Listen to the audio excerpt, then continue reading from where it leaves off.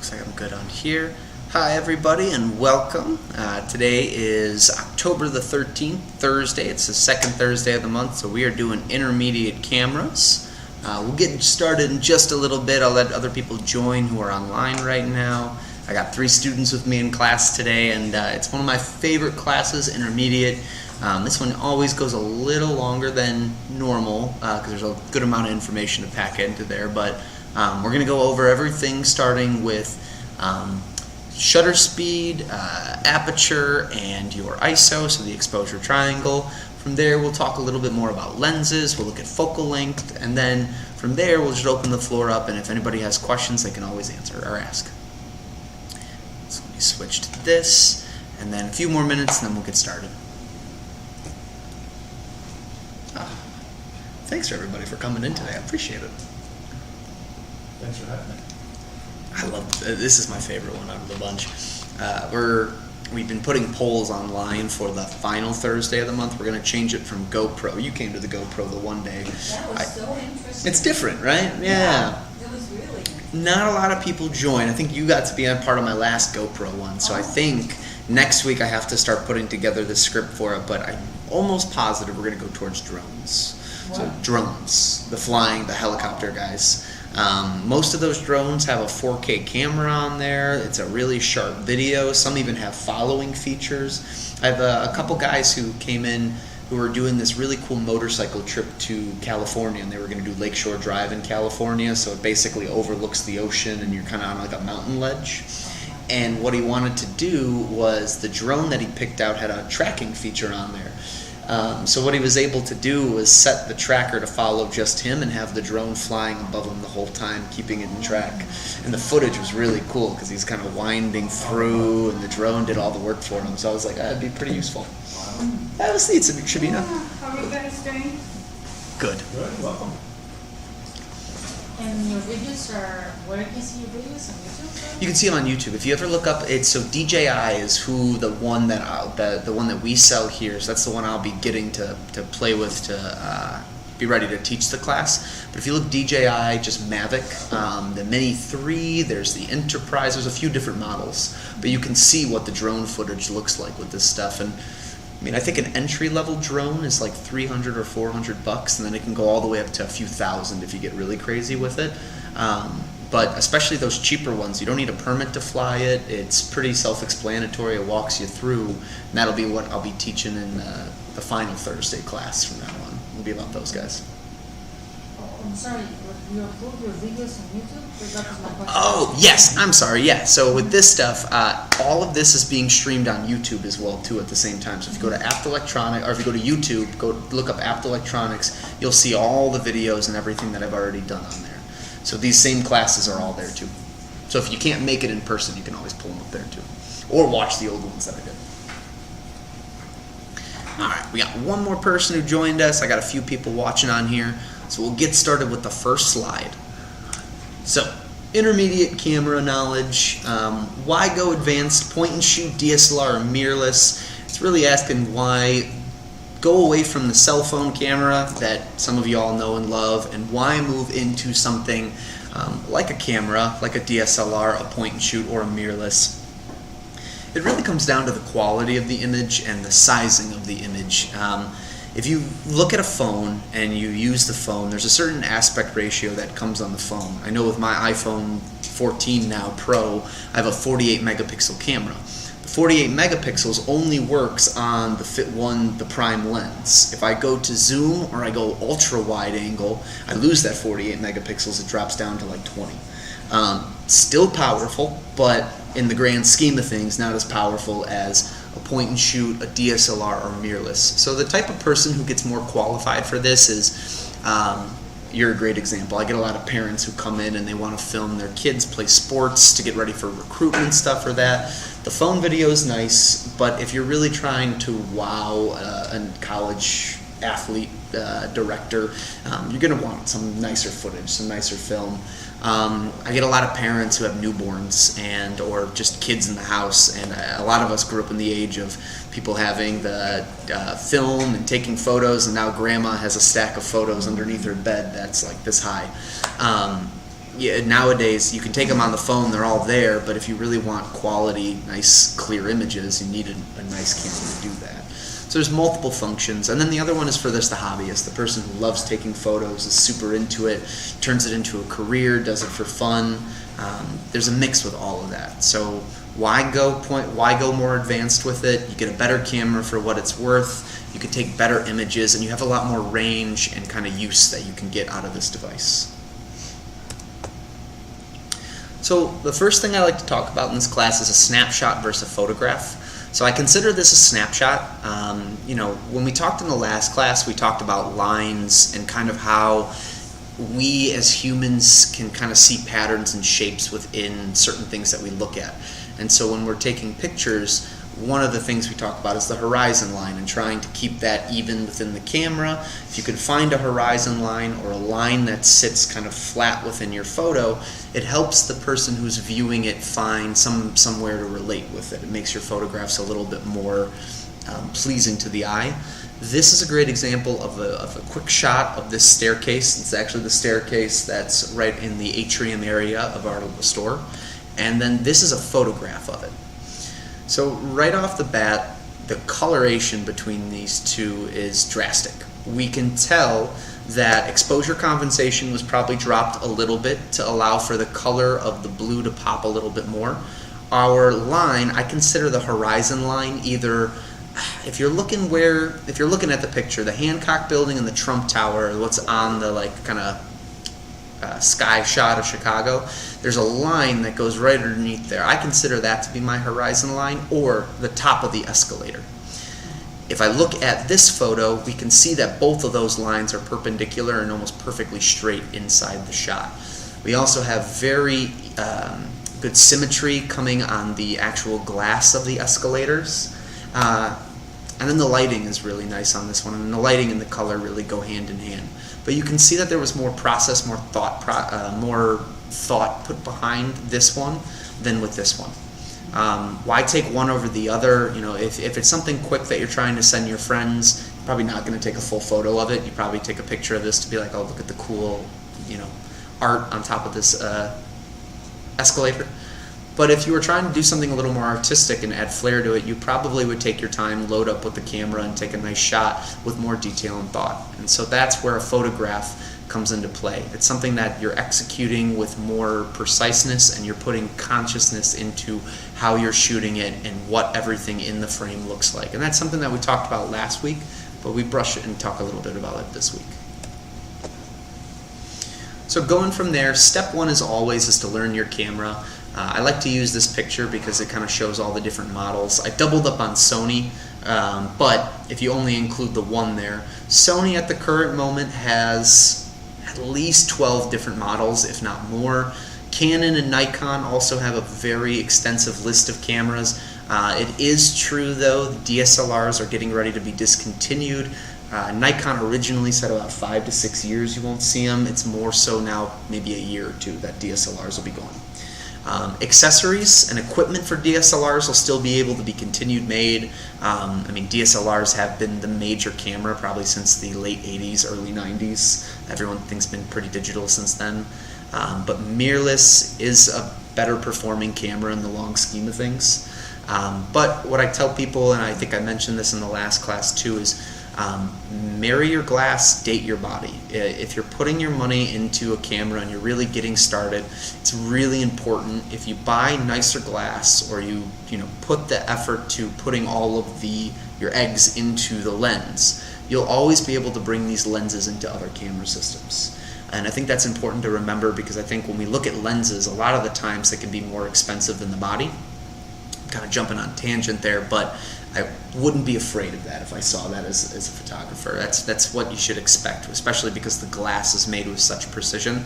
Not saying the bodies aren't, but this isn't a Leica when you think about it, how it's hand built and everything else. The lenses and the bodies that these guys are making are being manufactured within factories. The lenses do go through a little bit of different care, and so the higher or the more costly a lens is, the better build quality it was, the better glass that's being used into it, and typically the lower f-stop that you'll get with the better glass.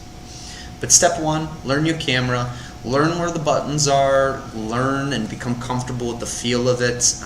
One of the things I tell people when they're first buying a camera is you can do all the research on how the camera shoots, what functionality it has. Is it better for still photo, for video? Does it do really good with raw photos or video, or is it just really a point and shoot camera? You can do all that research, and it's important, but nothing is more important than physically holding the camera in your hand and seeing if that works for you as a person.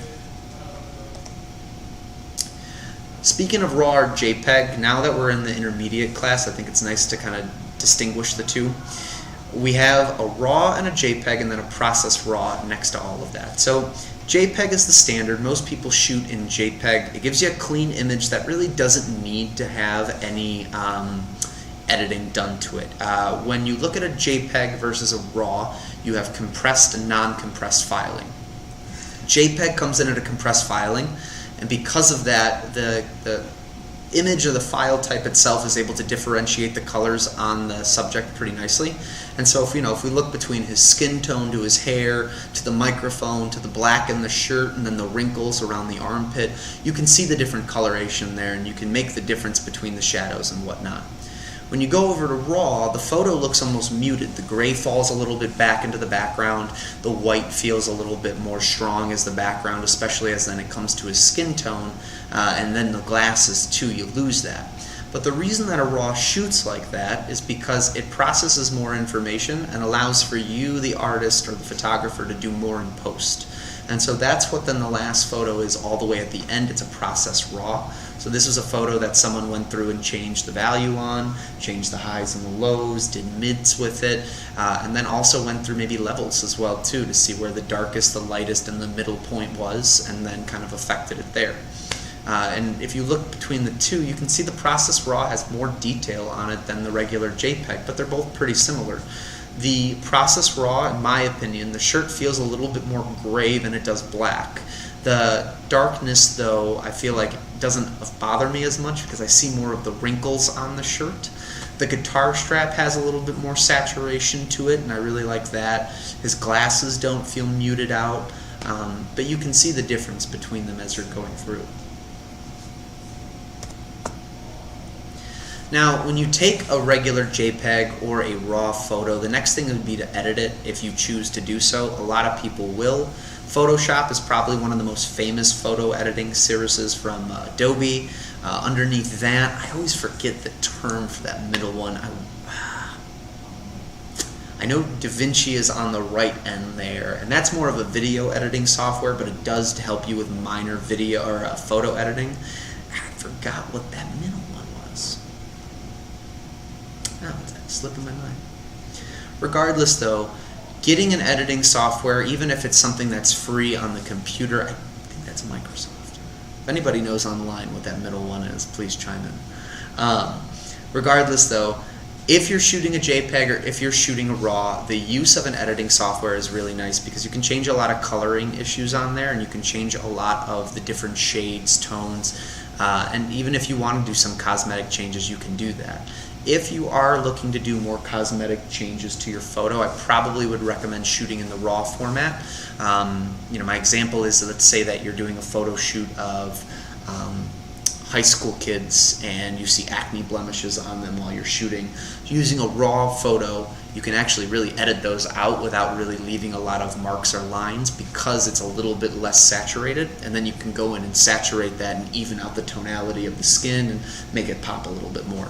And that's where something like this would come into play. Does every average photographer need something like this? No. Both the Mac and the Windows computers have a free photo editing software. It's usually a left click button, and then you can change all of that stuff yourself. Now, we talked about this last week, but a refresher, we have the mode dial. Another piece that you really should understand on your camera before we move any further in the class. Last week we really talked about auto, and understanding auto is pretty simple. It's the camera's doing all the work for you. You point, you shoot. Really what we focused on last week was framing things up in the image as you're shooting to get a nice clean photo and to have certain converging lines or subject matter in frame in a certain way to help draw others' eyes towards it. but the mode dial changes all of that. So that way you can play with things like that, but maybe in a more intimate, personal way where you're affecting the camera and really deciding what the camera's doing. So auto, we've talked about that. Camera does all the work for you. If we move up, I'm going to look at the dial on the left side. I'll move the mouse so everybody kind of knows. It is, oh, I can't get all the way over there. I'm going to be pointing towards all the way on the left, the only dial with the white background. So auto is the first thing that we see on there. If we move up, we have the M. M is going to be manual. That's going to let you have full control over the camera's settings. You can do whatever you want as you're shooting with it. S is going to stand for shutter. You'll see S or you'll see TV. I don't understand TV. I haven't figured that out quite yet, what that stands for. Time value is, oh, there you go. So TV and shutter, two same things. Cameras will label it a little bit differently depending on the brand. That is your control over just the speed of which the shutter is closing and opening on the camera. So depending on the type of photography you're doing, it might be important to just have control over the shutter versus anything else. Depending on what you're doing, you might then want to go up to A, which is going to be your aperture priority. Aperture is the iris on the camera, and we'll talk a little bit more about that in a little bit. But the aperture is what controls the diameter at which your iris is opening on the lens. So if you hold your camera lens out, I think I've got one over here.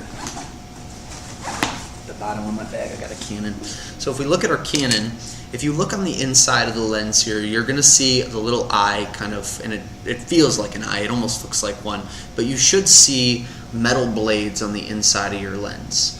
The aperture is going to be the way that those metal blades get smaller or get bigger and allow more light to come in and also then affect the background too, background and foreground relationship. P is going to be your personal settings. So with P, you can program it. That's what P stands for, program. And P allows you to set whatever you want. So if you want your ISO to be auto, but you want control over the let's say shutter and the aperture, you can do that.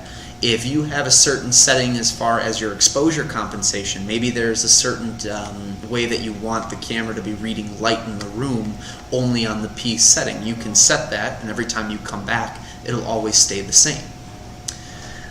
Now, A-depth, I don't see that on any cameras, and I actually haven't figured that out myself.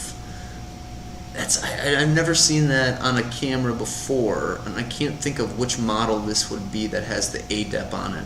But I put that one on there because of the bottom ones, and I guess they're all the way on the left one too. But way back when, there used to be scene modes on the camera. Now, for the most part, you're just going to see more of an advanced auto setting on there. But the scene modes are going to give you see a running person, you'll see someone's face, you'll see a moon and someone's head in the background, or just a moon by itself, a mountain, a flower. Those are all different ways of basically doing automatic on the camera. Just the camera itself gives you more of a specialty option. So obviously, if you aren't comfortable with changing the shutter and doing the speeds, if you go down to the person running, that's your shutter priority. So the camera is going to do its best to make sure that whatever you're doing in motion, if it's sports, it'll then try to freeze. Now, in my experience, it really doesn't work that well because shutter is something that you really have to play with and when you're doing it. But you can test it out for yourself and see what works best for you.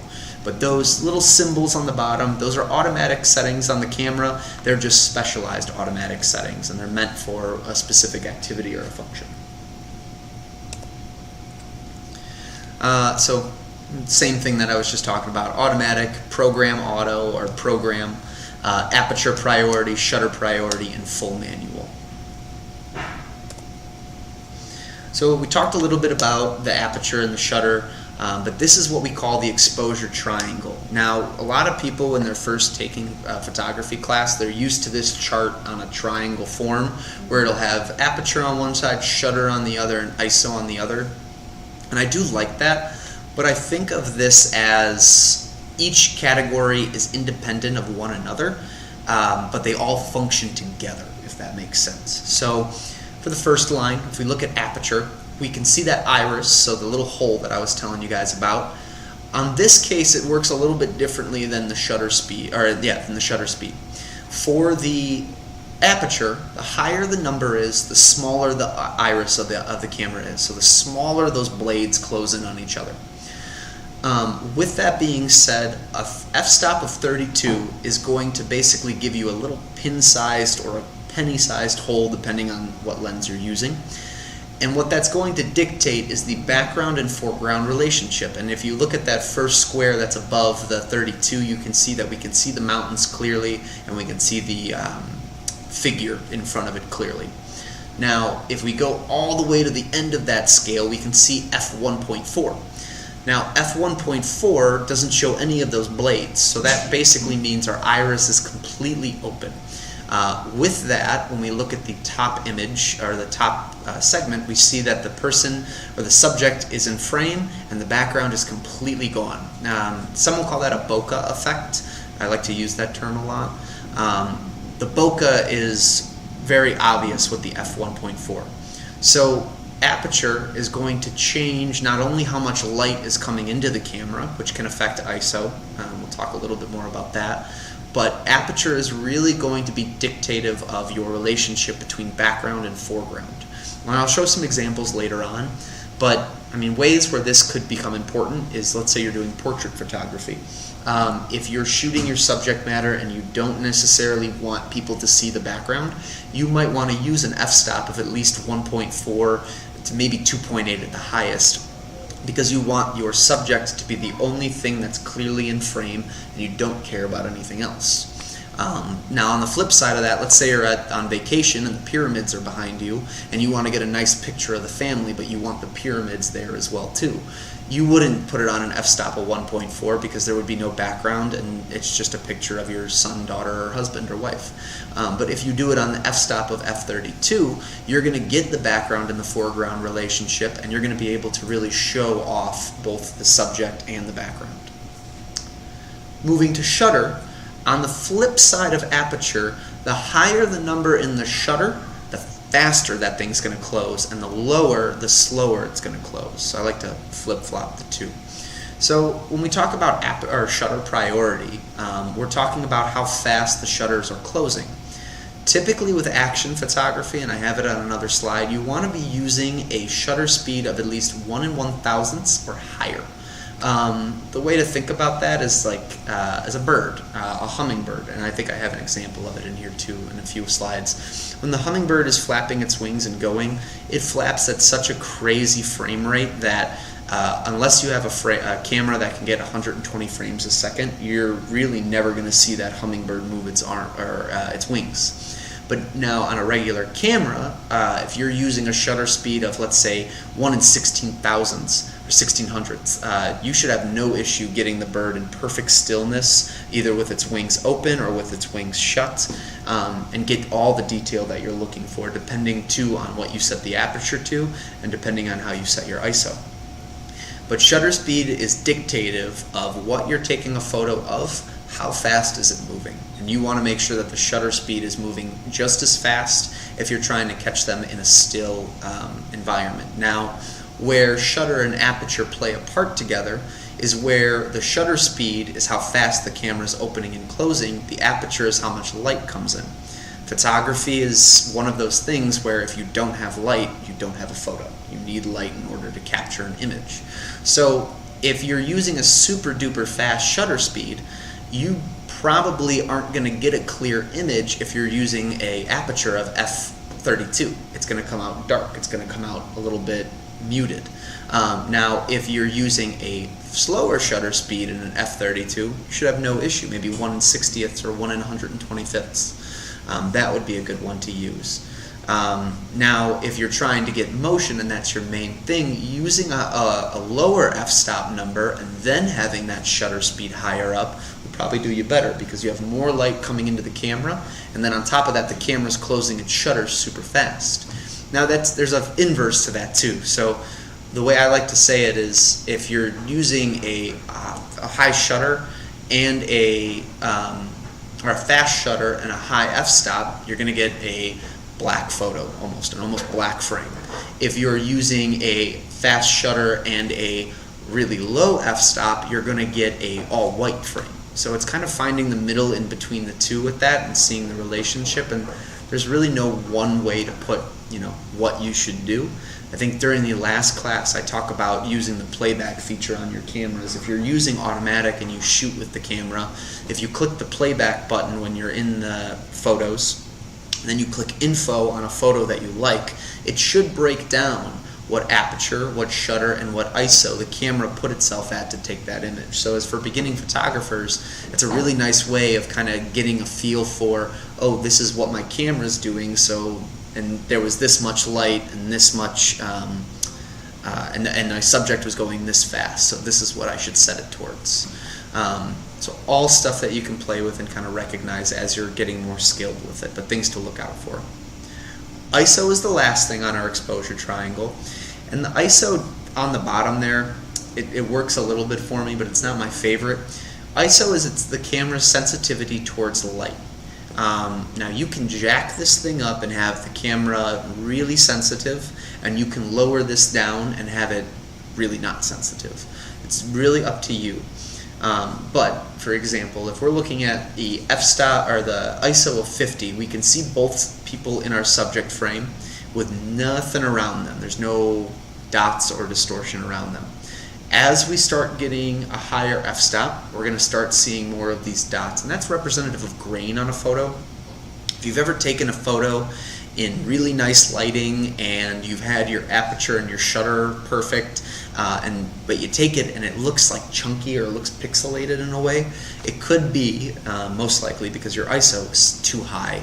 ISO allows for the camera to be more or less sensitive towards light. The best way I can describe this is if anybody who shot on film before. When you buy film at the store, you would look and it would tell you what type of film it would be. And so, like, for example, it would be like Kodak 800 or Ilford 800.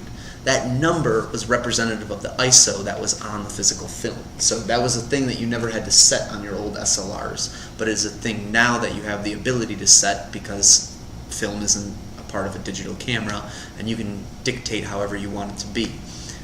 When I shoot personally, I like the film look, so I keep my ISO at 800 the whole time, and then I shutter and aperture control everything when I'm shooting because I want a little bit of graininess and texture in there. If you don't want any of that, you probably want to go closer to an ISO of 100 or 50, but it's important to remember that you're now going to have less light sensitivity, so if you're shooting in darkness, it's really not going to pick up any images. But let's say you're in complete darkness. The example I give is like a homecoming photo.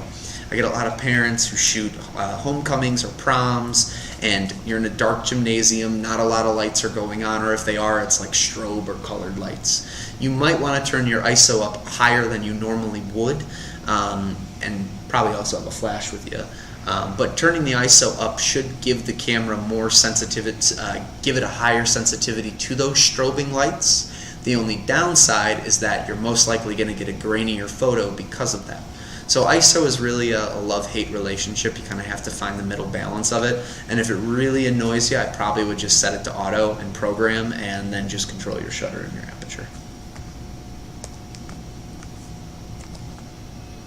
So breaking down the aperture a little bit more, this is the pyramid reference I was using. So a lot of the times when you're looking at lenses, you're going to notice that a more expensive lens, so for example, I was talking to a customer today and we're looking at a 70 to 200 millimeter lens. The lens that she was first leaning at was an f4 to 5.6. Not a bad lens, but when you look at this chart, the best thing she would have been able to get is that f4 stop. And that's only at the 70 millimeter, maybe to about 85, and then it's going to jump to 5.6, and then you're going to have it ride out 5.6 until the end. You can obviously go up higher than that if you need to, but the lowest f-stop you're going to get is a 4 to 5.6 depending on the millimeter size of the lens.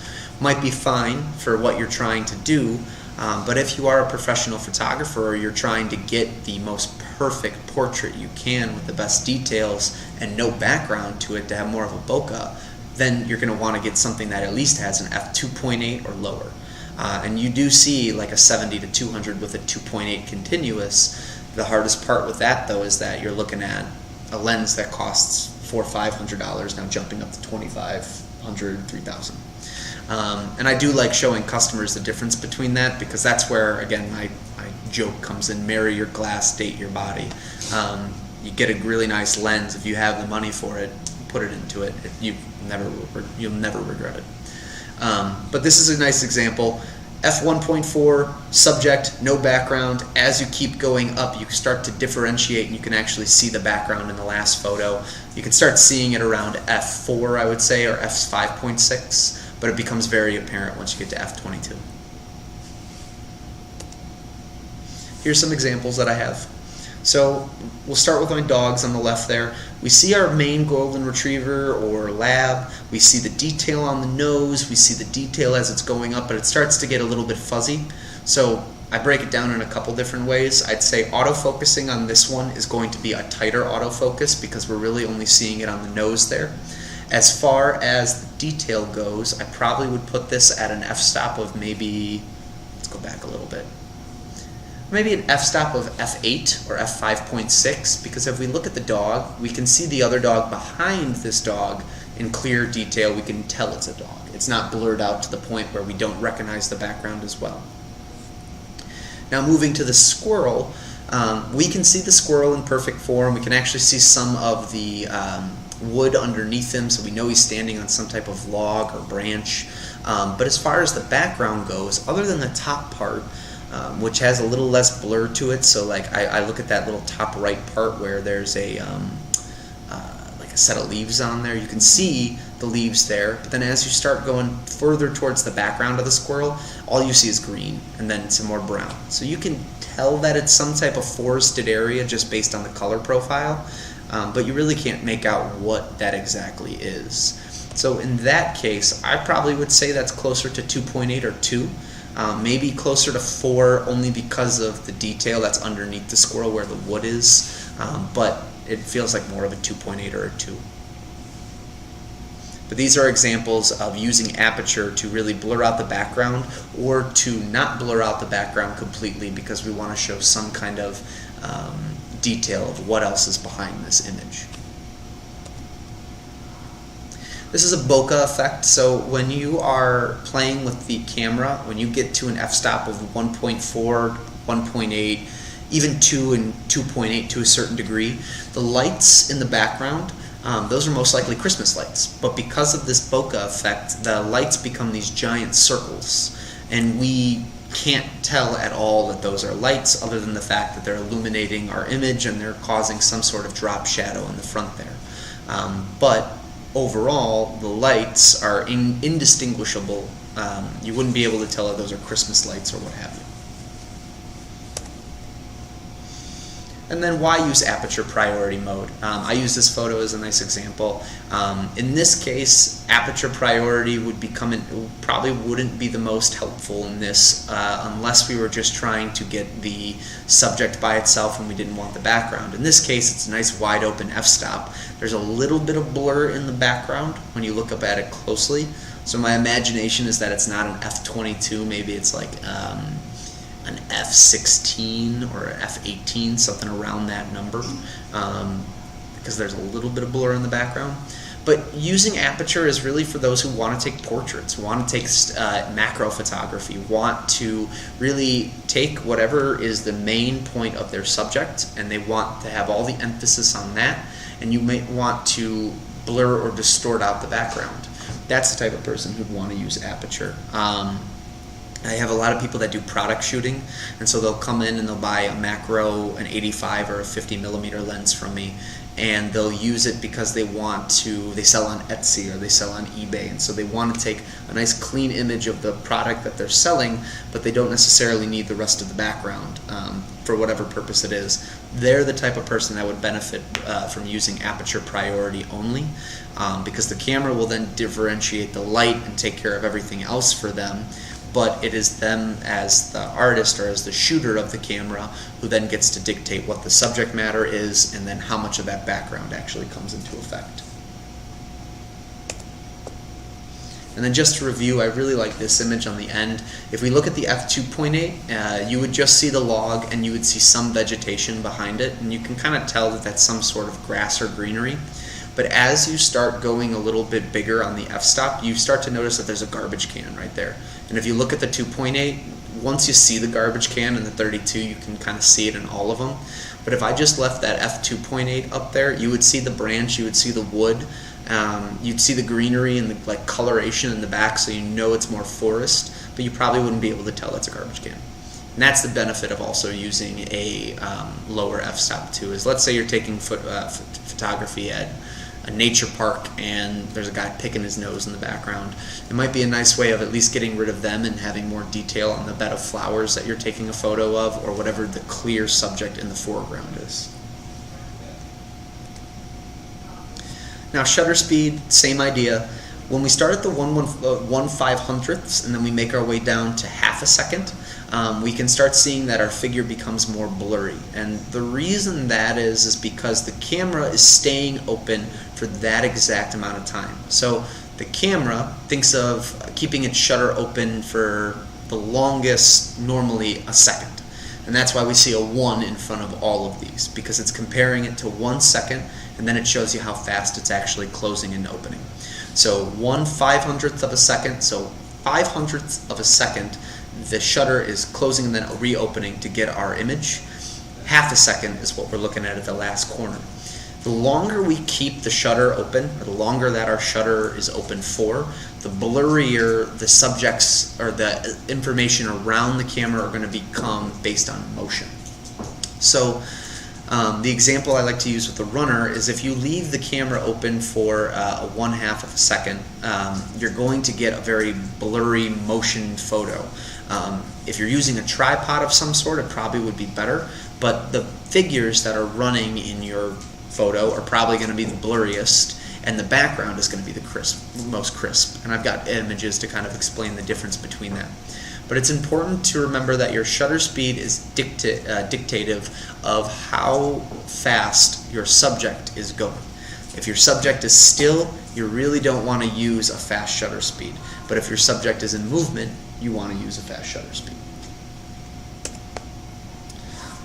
Freezing in action, or doing the action sports photography like I was telling you earlier, you're looking at 1/1000ths or faster.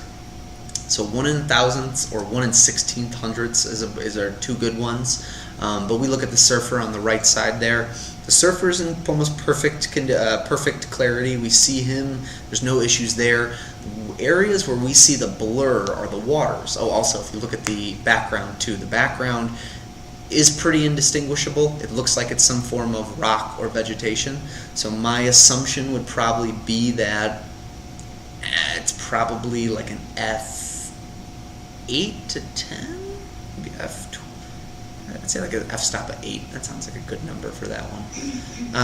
But as far as what we see in motion right now, the water is moving much faster than our surfer is, and that's why we're seeing kind of this white halo effect around the bubbles, or around the bits that are flying from the main wave. Yes, that's other water particles, but at the same time too, that's motion. And that's where the camera was fast enough to get our surfer in perfect clarity, but our water is still going to be showing some kind of movement or motion. And you'll see that with a lot of water photography, because it's kind of tough. Water is so sporadic as a whole. Wind can affect it, boats can affect it, we as humans can affect it, a fish can affect it. There's so many different variables when you're taking photos on water. It can be kind of tough. The hummingbird image that I was talking about earlier, so this would have been done probably at least at 1 in 1/1600ths or faster. When you think of a hummingbird, they're moving their wings so fast that there's really no way. I think it's 100. I want to say they open and close their wings like 142 times per second. Some absolutely ridiculous number. You're not going to get that if you're not using a shutter priority, or if you're not using manual control. If you're just doing automatic focus, this will look blurry every single time. And we can see on the wings, we still didn't even get it perfectly because the wings still have some kind of blur on it. But the area that we see the most stillness, and probably the most effective area, is the body of the bird. We see all that yellow, we see the green, we see that red from the beak, the eye is in clarity, the brown, the blue on the feathers. Overall, we get good coloration We have no background, so it's definitely an f-stop 1.4 or maybe even a 1.2 with a really fast shutter speed. Now, long exposures are in the same ballpark when we talk about shutter speed. There is a function that you'll see on some of the mode dials that says B. Nowadays, it should still, or for newer cameras, you'll see it within the shutter control. So if you're in manual or you're in shutter priority, if you're changing things up, you'll see a B on there. B stands for bulb, and like the idea behind it was like when way back when, if you had one of those cameras, you'd hold up one of the bulbs too, and it would flash the bulb and it'd be really bright. Bulb now is basically standing for the shutter is going to open, and it's not going to close until you click the button again, and then it'll close. Why would you want to do something like that? This is a good example of it. You can see the halo effect around the water, but you can see how intense the greens are and how intense the moss is over there and how the rock formation looks and the coloration on that. The camera was able to pick up more information from that because of a long exposure, and the only thing that was moving is what we see in blurred, which is going to be our waves, our water. So I have another example of long exposures. If you're taking a long exposure photo, tripods are a must. If you have this in your hands, and even if you have the most stable grip on a camera, it's always going to come out blurry no matter what. So you need to have it on a tripod or on a monopod of some sort. I would say tripod just to be on the safe side. This is an example of another long exposure. So we have the gentleman standing in front. He's not moving. He's standing still. The bike is standing still. The ceiling, the platform, and even the background behind the train. If you look through the train, you can kind of see a sign all the way in the back there. My assumption for that is there are gaps in between the train. So if this person sets up a long exposure, lets the train go by, and then cuts it when the train's done, you're going to see the back, you're going to see through the train basically towards the back wall, because the camera was able to pick up that information, and it was able to pick it up multiple times because that train kept going in front of the camera. So anything that's not moving will have perfect clarity, and everything that moves has this kind of like light whisk or like movement to it, where you can see motion. Another example, which I don't include in this, are car photos. There's some really cool ones of like bridges that people will do, where they'll stand on the bridge and they'll point the camera towards all the cars, and they'll get the lines of the car's headlights or taillights. That's done with a long exposure too, and that's all shutter control or all shutter priority that you're controlling on there. How long of an exposure do you think that is? At least the entire train. So probably train probably goes through the whole station in like 15 seconds if it's moving that fast. So it's probably either a 15 to 16 second exposure to get all that.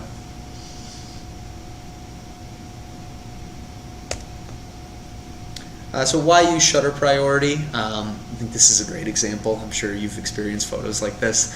If you're just doing automatic, especially if you're doing sports, it's really going to be tough for you to actually get an image in perfect stillness. And you're going to get photos that look like this, where everything's moving, there's no stabilization, nothing looks just nice and tight. Using shutter priority, probably using at least 1 in 1,000th or like maybe a 1 in 800, that would probably be the correct speed to use. I'm assuming they're moving pretty fast on the left end just by seeing what the kid's stride looks like. That is why you'd want to use shutter priority. It's for movement when you're taking pictures of subjects that are actually moving. If your subject's still, it's not going anywhere, a low shutter speed or a slow shutter speed is totally fine.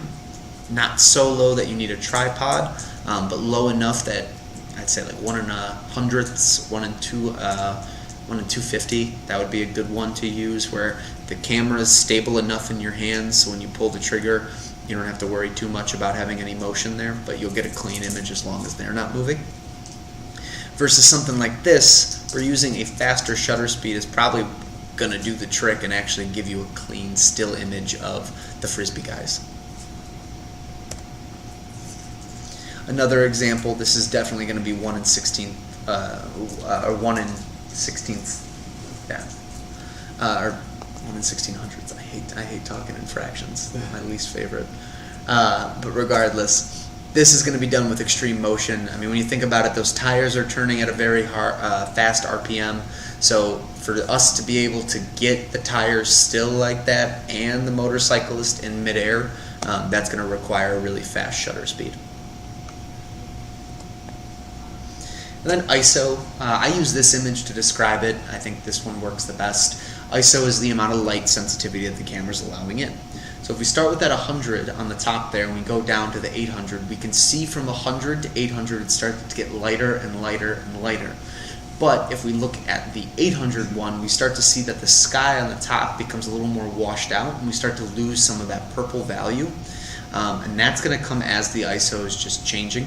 So the higher we have the ISO, the more washed out the image is going to look. And the lower the ISO, the more dramatic, the more dark it's going to look. I probably would stick with either a 200 or a 400 in this case. I think the 800 is too washed out, and I think the 100 is too dark. But I think the 200, in my opinion, is the sweet spot. But I will make an argument and say that the 400 does have a little bit more light behind the dock or pier, and so you get a little bit more of a pop right there, and I think that looks nice. This is the noise I was mentioning. So we have the same image, but we have it split in half. ISO of 3200 on the one side and ISO of 100 on the other. The 100 has little to no pixelation on there, but I believe that's the Chrysler building. The Chrysler building, you can see on the left side is a little blurry. Now when we look at the right one, we have more noise, but when you look closer at the Chrysler building, it feels like it has a little bit more of a clearness to it, just slightly, not too much. But the 3200 ISO makes it difficult to even kind of notice that because of how noisy and how pixelated the background becomes. So it's a great tool when you're shooting in low light situations to use a higher ISO, but you have to be careful of it because in this case, there's really no reason for a higher ISO, at least not that high, to be used right now. I probably would say 200 or 400 would give you a better image than 100 would without drowning everything out in noise.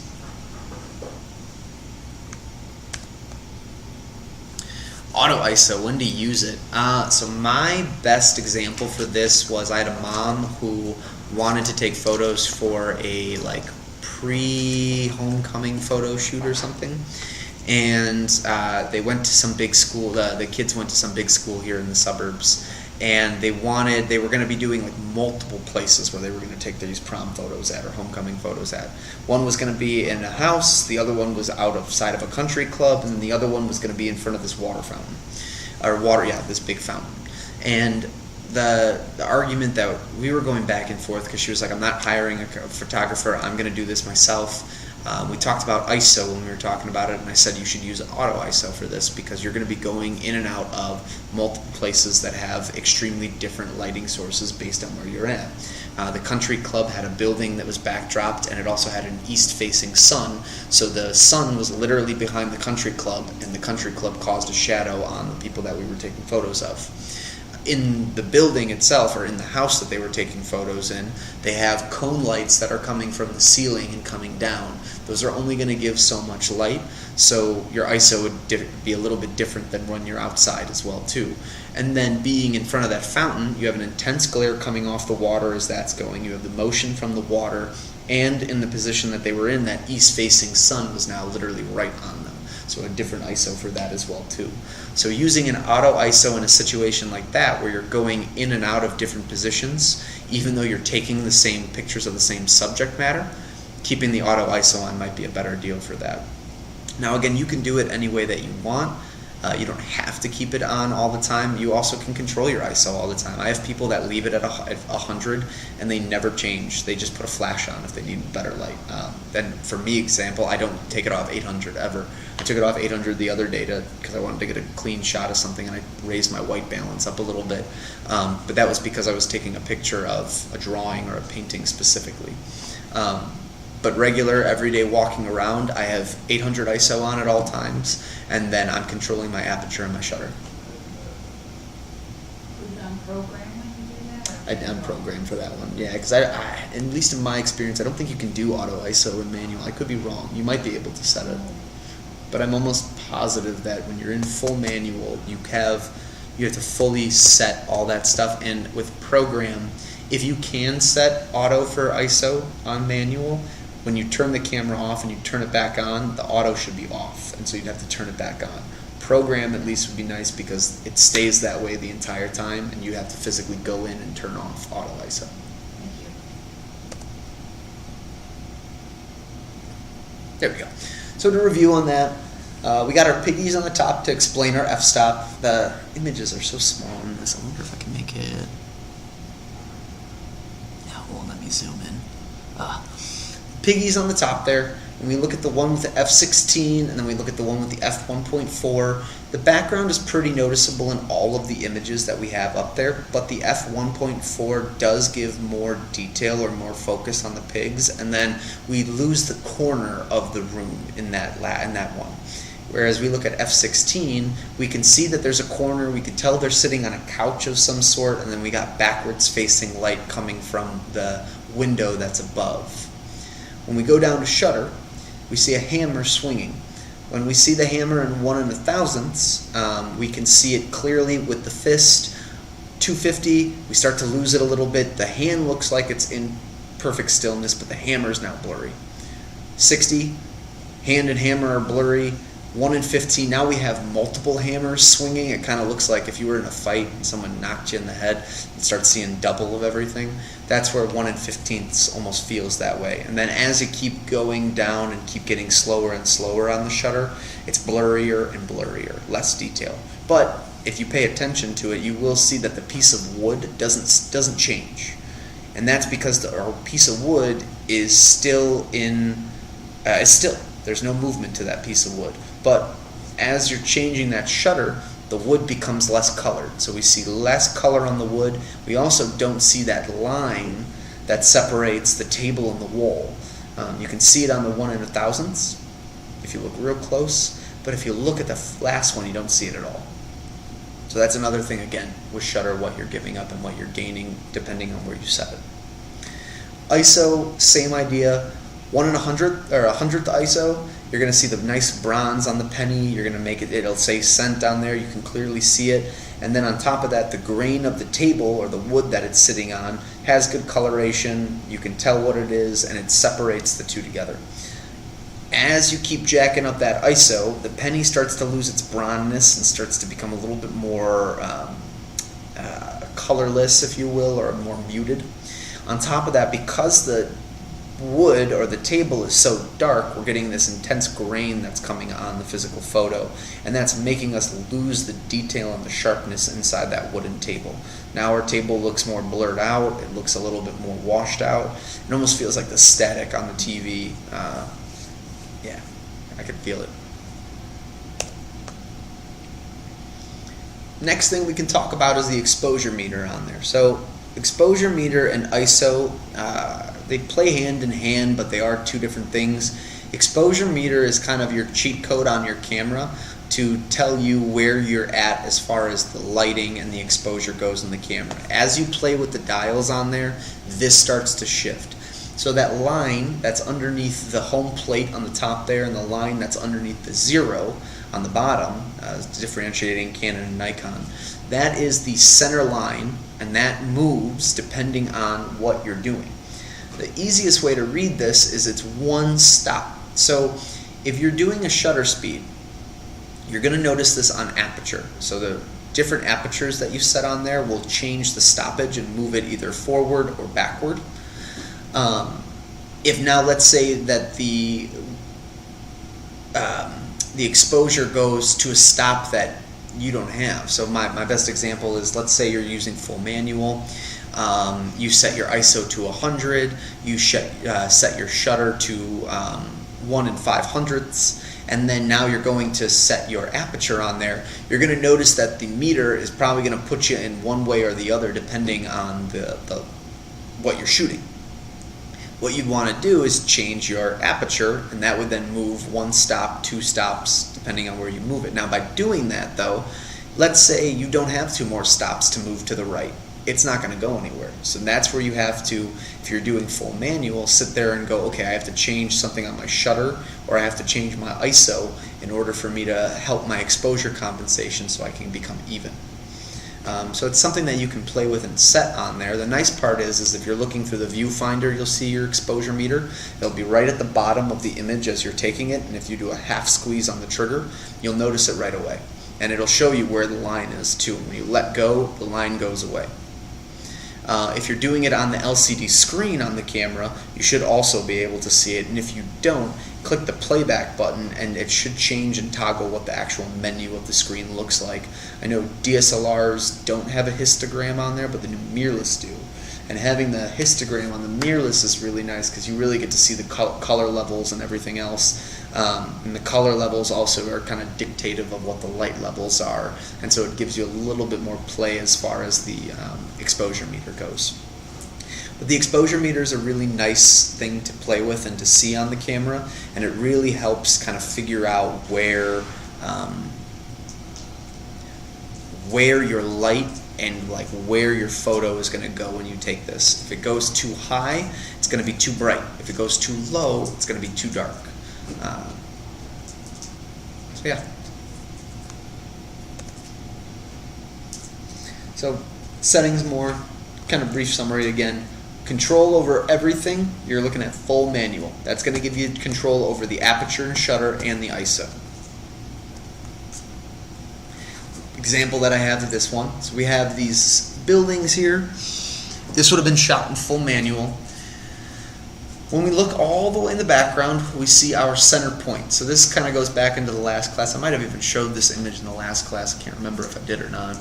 But we have a horizon line all the way in the back end. And that is where, if I'm looking at this straight on, where the bridge goes all the way in the back there, and then you stop seeing everything, it kind of just all blurs away or just kind of all falls back into the photo. That's your horizon line. So that is where your sky and your foreground are meeting, and then from there you're creating depth inside the photo. There's also a dot, and that's called the vanishing dot, or the vanishing dot.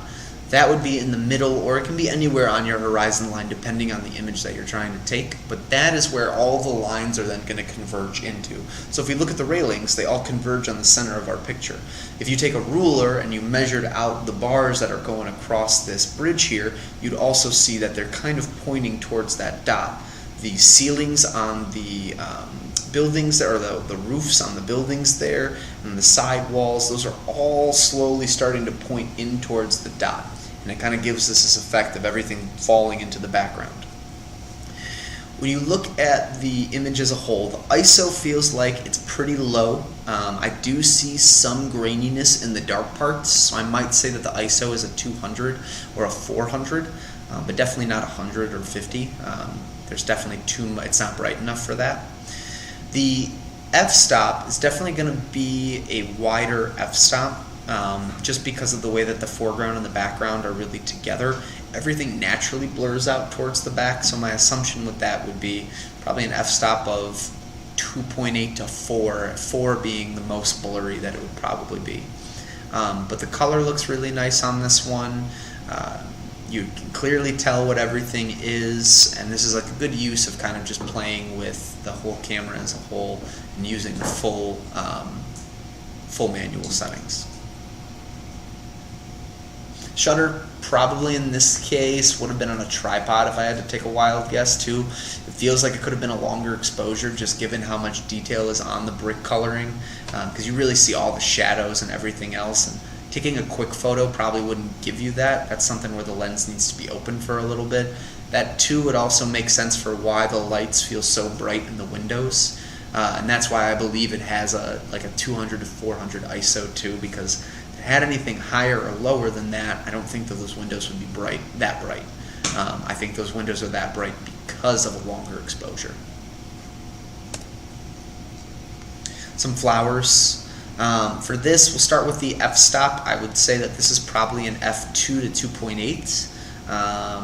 Or sorry, no, definitely not. Maybe like a 4 to 6, just because you can clearly tell what the background is in this case. It's more tree, it's more branches, more flowers, and it's not blurred out enough to where you can't see anything. But the flowers are a nice color. ISO is probably a 50 to 100. There's really no graininess on this guy. Shutter speed is probably going to be like an average one, so maybe like 100 or 250, only because you can see the color on everything, and these guys probably aren't in any more motion than just like a light breeze coming through. And even then, unless it's a really intense wind, a light breeze really wouldn't cause so much motion that the camera would pick up blur. Fireman standing in front of the other one. Our one fireman here is in clear detail, so this is probably an f4 or 2.8 at the lowest. The only reason I say it's at the lowest is because if we look at our fireman in the background, you can tell it's a fireman just based on the fact that they're wearing the same outfit, but you can't tell who that person is or what their facial expression is. It's probably a somber face, given that our gentleman in the front there has a look too like that, but you can't really tell because he has a lower f-stop that blurs the background out and keeps our subject to the foreground. As far as ISO goes, probably no lower than 100, or probably no higher or lower than 100. There's probably not too much light sensitivity that needs to be happening with this one. And then, let's see. Shutter speed probably isn't going to be that fast either. I'm trying to think about the shutter speed on this one. If they're walking, maybe a different story, but if it's a still person and they just kind of step up to the frame, it's probably just a quick photo. We have a goat or a ram. The horns, the ram's fur, everything is in extreme detail in our background. It's definitely going to be blurred out a little bit more. Probably a f4 or an f2.8, maybe a little higher than that because you can make out the background. But I believe this was a longer exposure, only because of how much detail is on the physical. There's two options on this case. It could either be a longer exposure, or this could be a highly processed raw photo. Just given that the coloration on the fur and how you're able to differentiate every single piece of hair, that would be my assumption for the longer exposure. Something like that, this goat probably is pretty still. They probably did like a half a second exposure on there with a tripod and got a really clean image of that guy. As far as ISO goes, I really don't see any graininess on this guy. Maybe as you get closer to the bottom of the screen, you can kind of see in the darkness of them, there's a little bit of specks, but it's so minimal that I'd have to imagine it's like a 200 ISO at the highest. Dogs catching a frisbee. This is one of my favorite ones to talk about because I feel like the one on the left does a really good job of doing that bokeh. You can see that those are most likely cars parked there because you're at some sort of park, so there's got to be parking somewhere. So I imagine those are cars all behind the dog, and then you have the greenery and the vegetation. But in less of a contextual less of me contextualizing it, you really can't tell if those are cars in the background, and you really can't see too much of the tree or the foliage, but you can tell that it's there, and you can see the grass too. Color is differentiates between grass being further back being darker green and the grass coming forward being a lighter, almost yellow. Dog is moving at great speed though to get that frisbee, so that is definitely going to be a shutter speed of at least 1 in 1600ths or 1 in 1000ths, at least higher than that. Let's see. ISO probably does not matter in this case. I would say either auto ISO or 50 to 100. Our dog on the right, let me have a sip of my water quickly. Our dog on the right here, perfect motion in the air. They're definitely not moving slow. So this is 1 in 1600ths or faster for sure. Background is blurred out, but not enough that you can't tell what it is. So I'd probably say an f-stop of 4, maybe 6. And then as far as ISO goes, I would say the same thing. Probably actually a little bit lower than that one is, and I can only say that because the green on the back trees looks a lot darker. And then on top of that too, the darkness on the fur closer to the dog's butt is darker too. So without any really graininess or without any kind of discoloration. So I would imagine that the ISO is also low in that one, maybe a 50 to 100, but probably closer to a 50.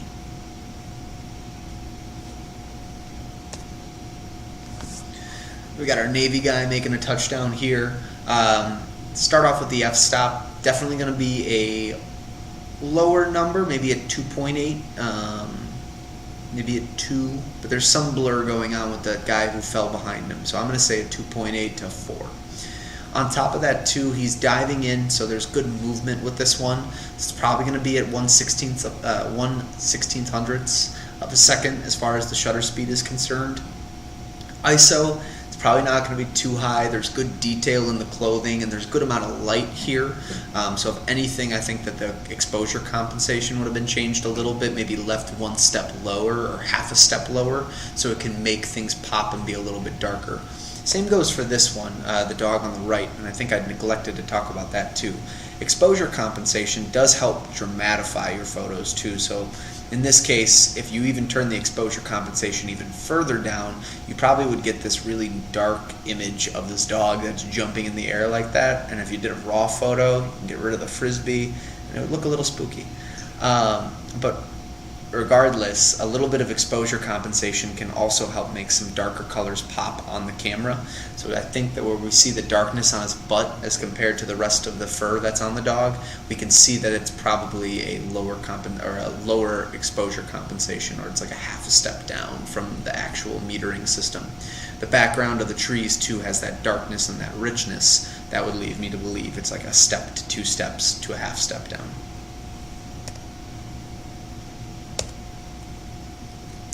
Here we have a bike, we got a train station in the background, and we got some buildings from there. I like the picture on this one because I like the way that they're angling upwards towards the bike. I would say that they're probably using a higher ISO. I see some weird light flares that are coming around the lights in the background. But I would say this is a longer exposure, and there's a little bit of wobbliness to it because the way the lights are flaring, they're really intense and bright, and that would really only come if the lights were flickering or what's the other term I'm looking for? Being sporadic. You know, if you think about walking down a city street at night or walking in the city, you sometimes pass those lights where it's like they're on, but they're like kind of like slowly pulsating, where it's like the light is becoming a little diminished and then it goes back. So what these were probably going through to give that like sun-like pattern to it, or the exposure compensation was turned up a little bit more, giving those lights more flare, but then keeping the darker colors like what's on the bike or what is in the sky or the buildings, keeping those more true to their actual color profile. F-stop is probably going to be a low number. For this, it doesn't look like it's a fancier lens, so maybe a 2. Maybe 2.8 at the lowest, but you can tell that background pretty easily. ISO, I think we talked about that one already. Shutter speed really doesn't matter in this case. If it is long exposure, no, it wouldn't be long. No, I don't think shutter speed matters in this case either. It's just there's no motion going on. If a train was going in the background, maybe, or if people were walking behind the bike, I could see motion becoming important.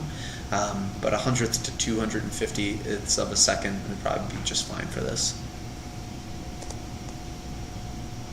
And then learning your camera is only the start. Anyone can learn to use a camera. I cannot stress enough, go out and take photos, like, use the camera.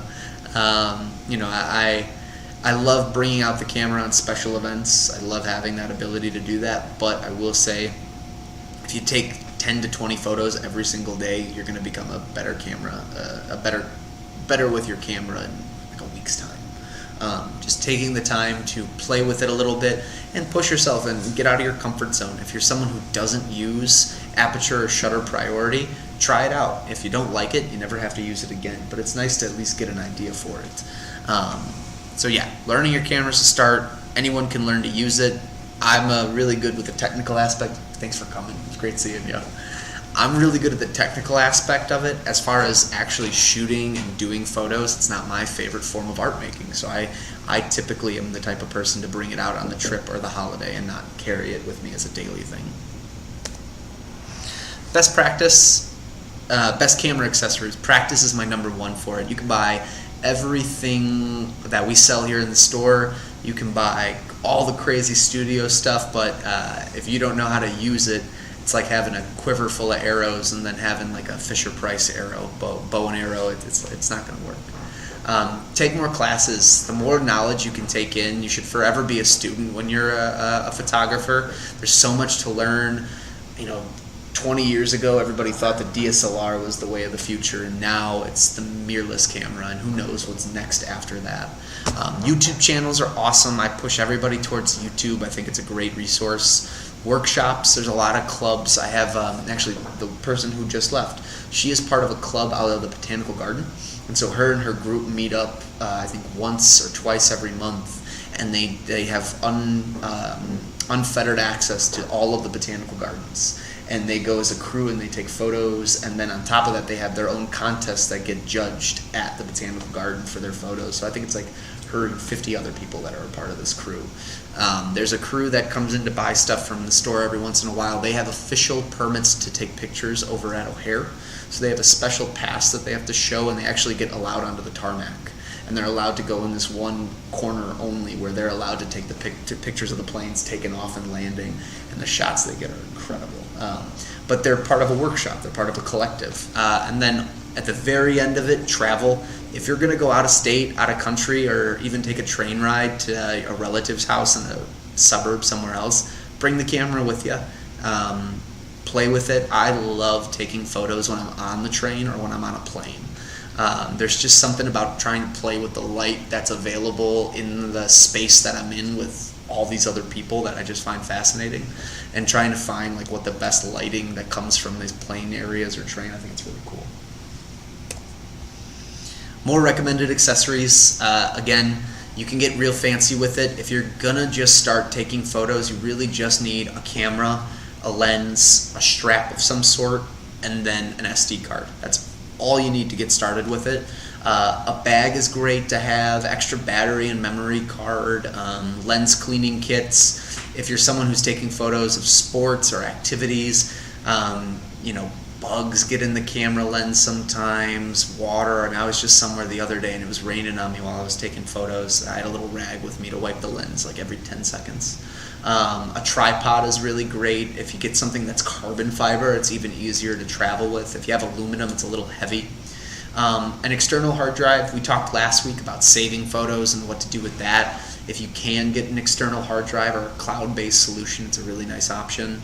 Polarized filters, ND filters, additional lenses, those are all very useful pieces of equipment that you can get. Date your body, mirror your glass. I said it in the beginning, I'll say it again. It's my favorite saying in the camera world. If you have $3,000 and you're ready to buy a new camera, I would put $1,000 towards the body and $2,000 towards the lens. If you have $3,500, I would put I would keep putting all the money I can into the lenses versus the body, because once that body gets to a certain shutter count, it's going to stop performing as well. Once the camera becomes 6, 7, 8 years old, it's going to stop performing the same way. That's just kind of the inevitability of the technology, but the way that they make these glasses and the preciseness of the lens and the glass that goes into it, you'll have that lens for 10, 20 years and never have to get another one. So focal length and zoom, I think we talked a little bit about this ourselves before the class started, but focal length and zoom are kind of the same thing, but the idea behind the focal length changing is you're taking whatever the subject matter is and you're bringing it tighter in the frame. So 70 millimeter of these geese, it's gaggle of geese, I like saying that word, gaggle. 70 millimeters, you get the whole wide angle. It feels like you're taking a picture of the lake, not really specifically of those geese. 105, you're getting closer to the geese, but still it's mainly the background. 200, now you've got the geese, so now I'm clearly getting an idea of like, oh, you're trying to take a picture of just the geese. Now in the 400, that's all I see. I do see the detail of the grass behind it and the water, but now I'm really seeing that your eye is fixated on those geese. So that's when I talk to people about the millimeter size.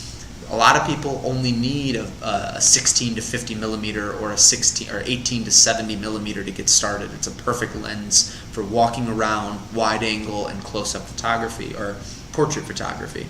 But in this case, if you're a wildlife shooter or someone who wants to get distance on your shots, so that O'Hare group I just mentioned, or maybe even the botanical gardens, if there's a cool animal that walks through some of the planted areas, you're going to want something with more zoom on there. And it's important to remember that the higher the millimeter size, the larger, the more focal length and the more zoom you're going to get out of there. And all that basically means is whatever the subject matter is in the frame, you are making it tighter with inside the frame instead of smaller and further. This is what I was telling you about. So when we look at millimeter sizes and we compare it to portraits, it's important to remember that 50, they call it the nifty 50, and I'll show you a picture of a 50 millimeter lens in a second here, but 50 millimeters is the perfect lens for almost zero distortion. When we get a wide angle lens, when we get to that 24/16 number, his head becomes a pin. The nose is all forward on us and our background is so far back. Now when we get into some of the higher numbers, his face gets fatter and it becomes more plump, and we start to get more of this kind of roundness to it. You know, there's that joke that the camera adds 10 pounds on you when you take a photo or a video. This is where it's coming from. It's coming from the focal length of the camera. So it's important to remember that what you're taking a photo of, the lens that you're using, is extremely important.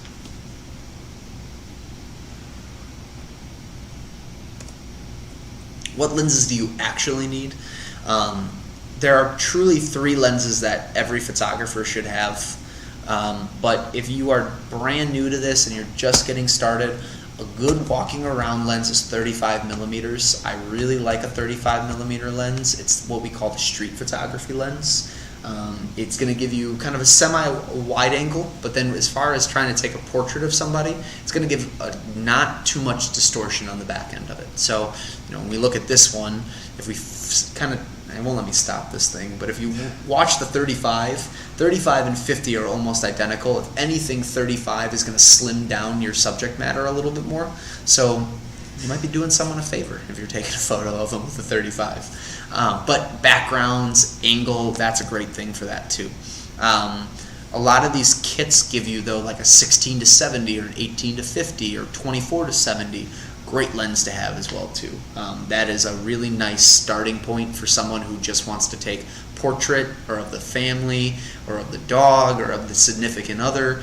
That's a great lens to start with. The kit lens, a lot of the times, is that first starting lens, and I think that for most people that are getting into this, a kit lens will do you just fine. Now, a lot of people who take camera classes will get that camera professor that will rag on you for having a kit lens.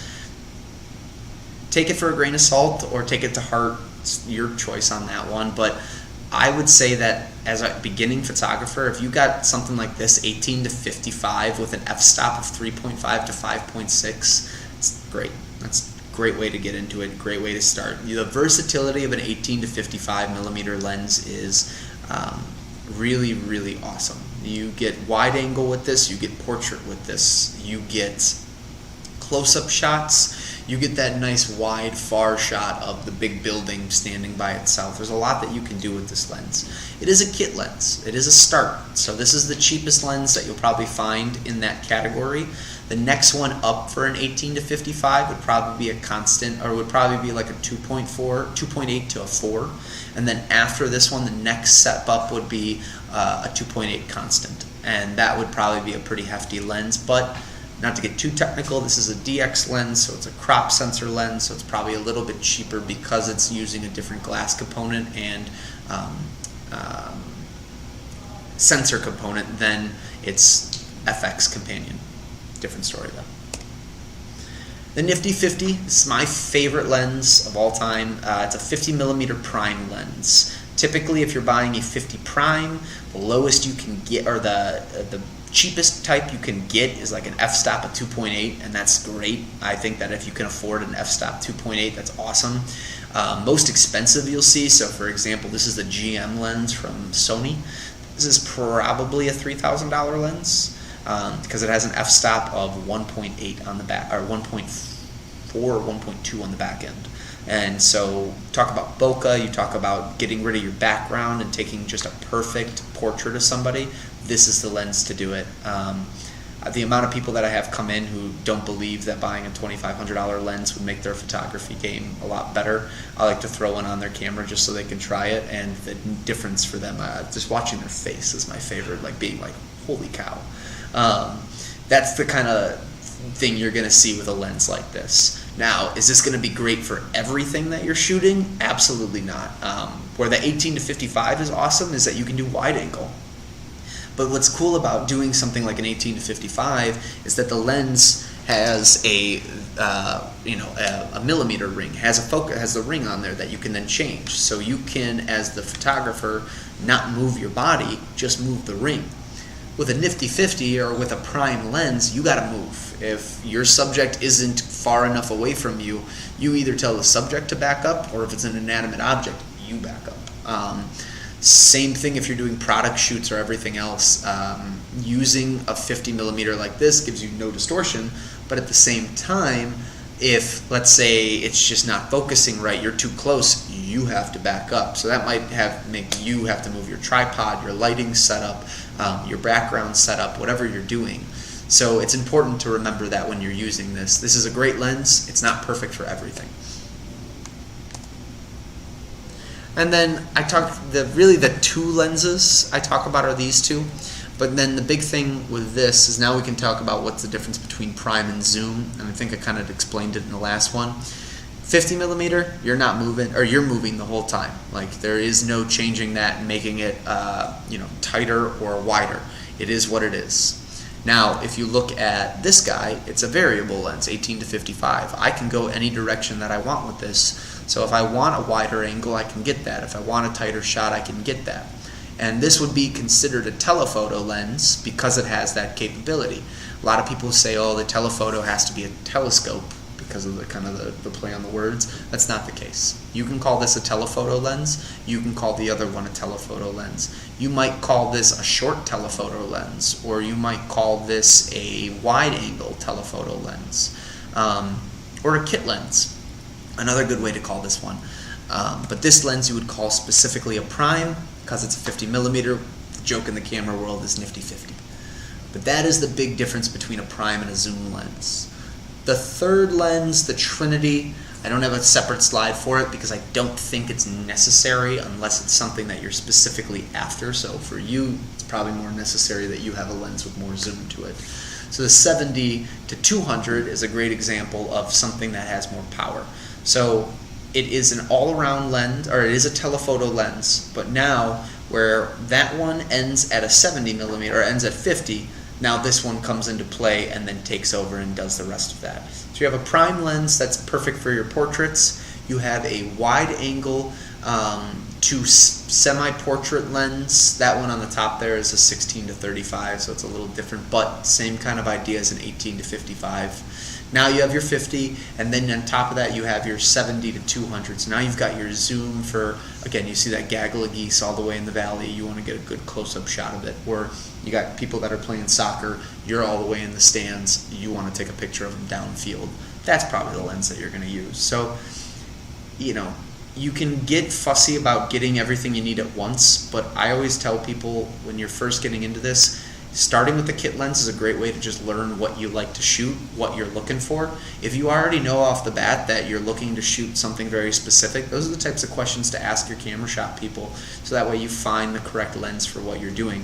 Because like I showed in that one GIF there, if you get a lens that has good zoom and everything else, you're not going to get the best portrait with it.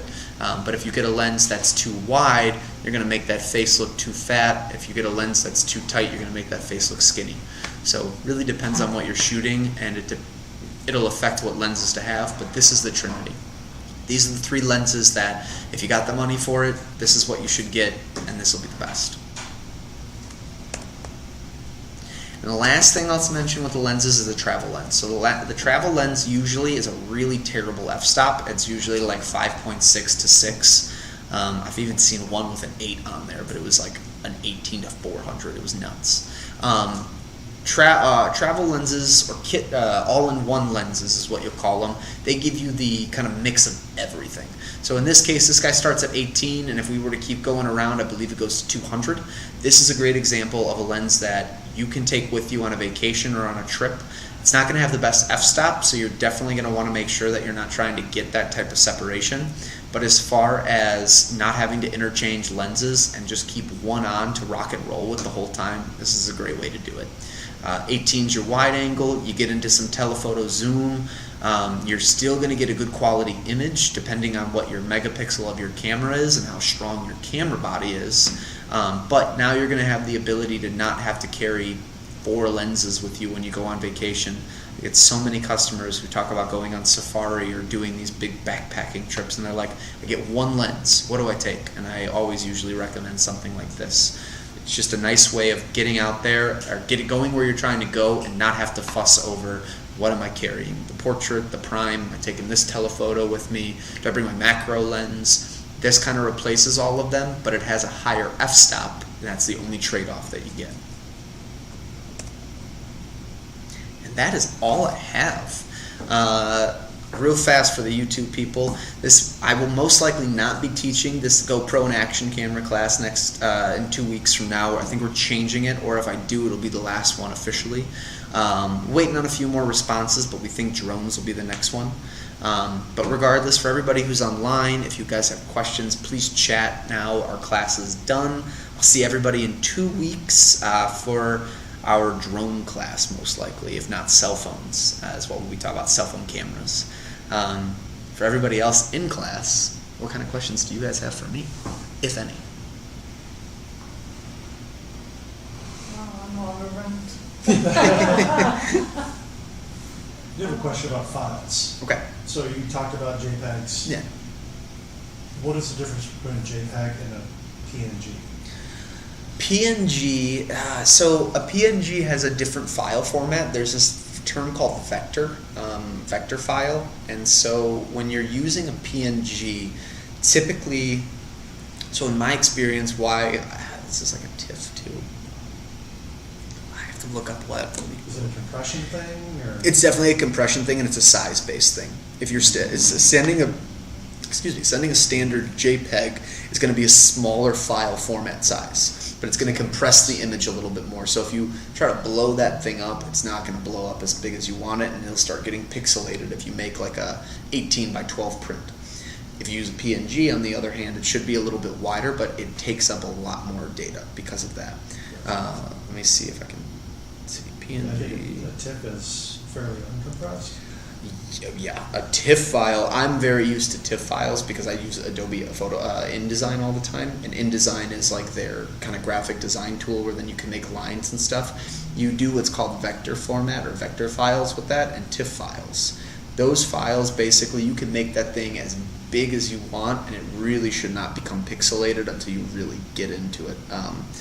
But if we are looking at the let's see. So it's showing me.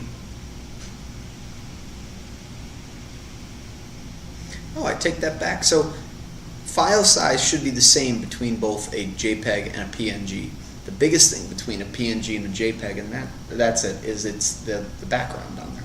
TIFF is going to give you the biggest, but a PNG, you're actually able to separate the background from the foreground better and just have that image by itself. So a lot of people for Photoshop like to do that because they can bring a PNG into the focus. So that would be the biggest difference, is the transparent background between the two. But the file size, it looks like a JPEG actually is 2.8 kilobytes bigger than a JPEG, than a PNG. PNG is like, I think it's like 32.8 for the JPEG and 30 kilobytes for the PNG. And I think that's just because the background's gone. But the information of what's there is still like in the non-compressed format and whatnot. So I was taking a picture to a glass outside of a tree, and I used auto. Mm-hmm. The picture came out great. These were red and everything. Yeah. So I said, okay, let me do manual now. Okay. Or aperture, Okay. A, and take a picture. And it came out red and blue. Okay. Where the red should have been red, Yeah. but it was not same looking Okay. as the auto versus that. Why? It could have been for whatever the aperture priority was on there. So I would have to see the side-by-side comparison with them and then look at the stats for them. My imagination would probably be that the aperture wasn't set properly to do that, and that now being on there, the camera's overcompensating its ISO and its shutter speed to react properly, but the aperture probably wasn't set at the appropriate where it needed to be to then compensate. I'd have to actually see the image for So that. the temptation is just put everything in auto. I know. That is the temptation with the camera, and that's where then it's a question of, how much of what we just talked about do you want to actually do, because it becomes more advanced. For the Nikon, the one I got, Mhm. when you go to your settings and it says, do you want this auto file, I could show it to you. Yeah. The exposure, file exposures. Okay. You want to sort auto on and off. Okay. And I selected auto. hmm What is the difference between auto and off? I'd have to look at that because I'm actually not familiar with the setting that you're I'll talking show about. you. Yeah, you have to Yeah. show me. Yes, and then I had a side note, the filter that I brought Mhm. for that one big lens, Mhm. that doesn't fit in there. Oh no, Reason why is if you have the hood on. the hood on, Yeah, it doesn't fit, and then, that's the trade-off with the filter. But technically, if you're using a filter, then you don't have to worry about the hood as much. but then the cap is not fit. Yeah, exactly. It's the trade-off with it. So if I had the filter, I couldn't put the cap on there It either. happens, But if I had the regular filter, and you can put the cap back on. then I could put the Yeah, cap on. So a we lot of need the to- times with those neutral density ones, that's what you get, but the idea with the neutral density is that it's protecting the lens's front end, so technically you don't have to worry about the cap as much. When you remove the filter, then you put the cap back on. Because typically a lot of photographers, they remove the filter after they're done. I like to leave that clear filter on there with the cap on, so we need to swap that. Okay, I won't have time today, unfortunately, because Yeah. I teach the class when we close, but Yeah. we'll have to do that another day then. Yeah, because, and I'll show you. But you're probably going to run into this. You might run into the same issues. I mean, at least in my experience, that neutral density, the one that you got, is a better filter than just doing the regular one on there. And you should take the filter off to clean underneath the lens, because things can get underneath the filter sometimes. That's Right. my recommendation. Yeah. But whatever you prefer. I just need the security that the cap top is there. Okay. It's old fashioned, maybe? Understand it completely. Yeah, it's like, okay, you got your filter, it's okay. It But doesn't seem it- right. It doesn't sink in, like, look how you have it. Now I think that's secure. I don't have a filter on this guy, but the filters I do have for this lens, I keep in I have a separate box for all my filters, because I have about 8 or 9 different filters that I rotate between for my lenses. And I would just leave it on, just Yeah. for. Because I don't like that peace of too, mind because then the other issue is that sometimes the filter itself can become stuck to the physical lens, and then you can't remove it, and then you actually ruin the lining really? of the lens. Yeah, there are a lot of different. I had a customer who left their filter on for a period of time, did a bunch of different shooting, and somehow got some type of gunk on there. When he went to go remove it, he completely ripped off the physical top of the whole thing because he kept leaving it on there, just tightening it more and more and more. So, and then on top of that too, if anything gets on the inside of that, that's always the hardest part too, because if it gets underneath, because again, it's a screw, it's a threading, Right. and so Right. sometimes with the threading, if you put I'm trying to think of a good example in my head. I'll think on it, but I know that with these guys, especially with rain and every once in a while, I've seen water specifically. If you have the filter on, there are a lot of cases where water can still get inside the filter. I was just shooting in Wisconsin yesterday, and I brought my camera with me. And when I was out there, one of the things I noticed, it was starting to rain. I had a neutral density filter on there. Mine was open all the way, so that way it was more of UV rather than polarized, because I didn't have too much glare going on, no sun. When I went to take my filter off, there was a couple little drops of water that were underneath the filter that somehow got through. So it's this thing. So if you go here, and easy exposure, Oh yeah. and you select it, on, off, or auto? Yeah, so it's you're letting the camera help you with the auto exposure or with the exposure on there. So if that's something that you want the camera to automatically do, you keep it on auto. If you want to turn it off, that turns it off. And the on makes it more controllable for you, where then you can play with that setting more, versus then letting the camera do more of the work for you. Okay. So I would want auto, and then I would be able to change things. So if you put this thing on over here, you don't get that function. Exactly. Yeah, because you're in the manual. In the automatic, it's doing it for you already. So you have the option of turning it on or off on there, or just keeping it on the auto. So what is the difference if you have it off? What the picture quality would be like? Only way you're gonna find out is by turning it off and then taking pictures of it and comparing them next to each other. Because it's the exposure up there, and it's the coloration, it's that second set of lights, that exposure that we were just talking about, Right. right? There's ISO, and then there's your what's that guy? The exposure meter. I thought there was another term for it. Your exposure compensation. There's your ISO and then your exposure compensation. The ISO controls the sensitivity towards the light, but then the metering system for the exposure compensation also plays on light. It has to do with how the meter is allowing the camera to let itself be exposed to that light. So the two go hand in hand. Some people don't play with exposure compensation at all. They leave it as is, and they just play with ISO. But I like playing with it because I'll set my ISO at a certain number just to do well within light and dark spaces. But then when I'm shooting, if I notice that my photos are becoming more bright or less bright, I will play with the exposure, exposure compensation on there, and I will go up or down a couple stops to either make the photo more dramatic or make it brighter. I brought my camera with me. I took a photo yesterday of the skyline downtown, and it was reflecting off the lake.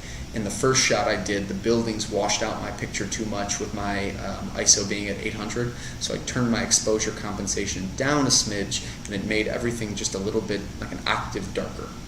And when I did that, the lights on the skyscrapers were a little bit more adherent, and I got a nice reflection off of the water, and it didn't feel like it was washed out. So I got the app, Okay. right? And then does it automatically download when you have the Wi-Fi on? Well, yes and no. For the most part, when you're using it, you'll then select which photos you want off of the camera, and then you're able to take from there. Oh, okay, so you select it there, and then... It should be selecting it on the phone. So once you get the two connected to each other, then you select on the phone, and then it allows you.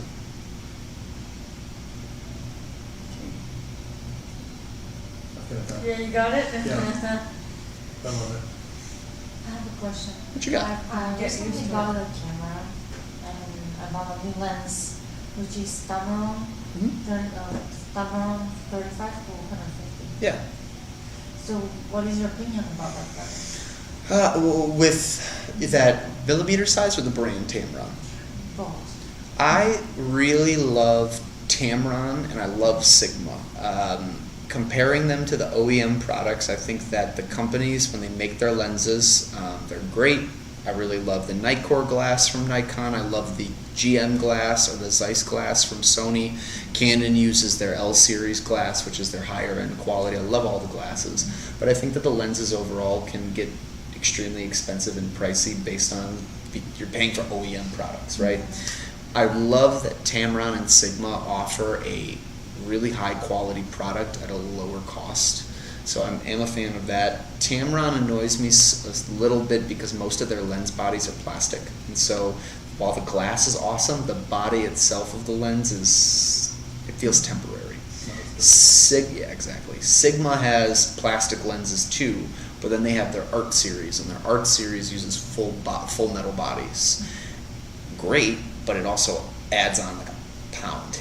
They're so heavy on the neck. 35 to 150 is a great telephoto lens that takes like you from not necessarily super wide photography, but little to no distortion. So if we look at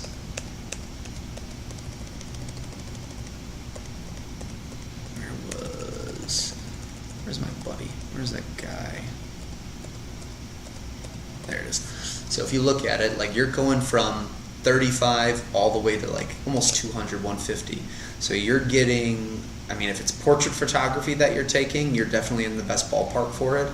And if you're taking any type of landscape, you're going to get a semi-wide angle photo.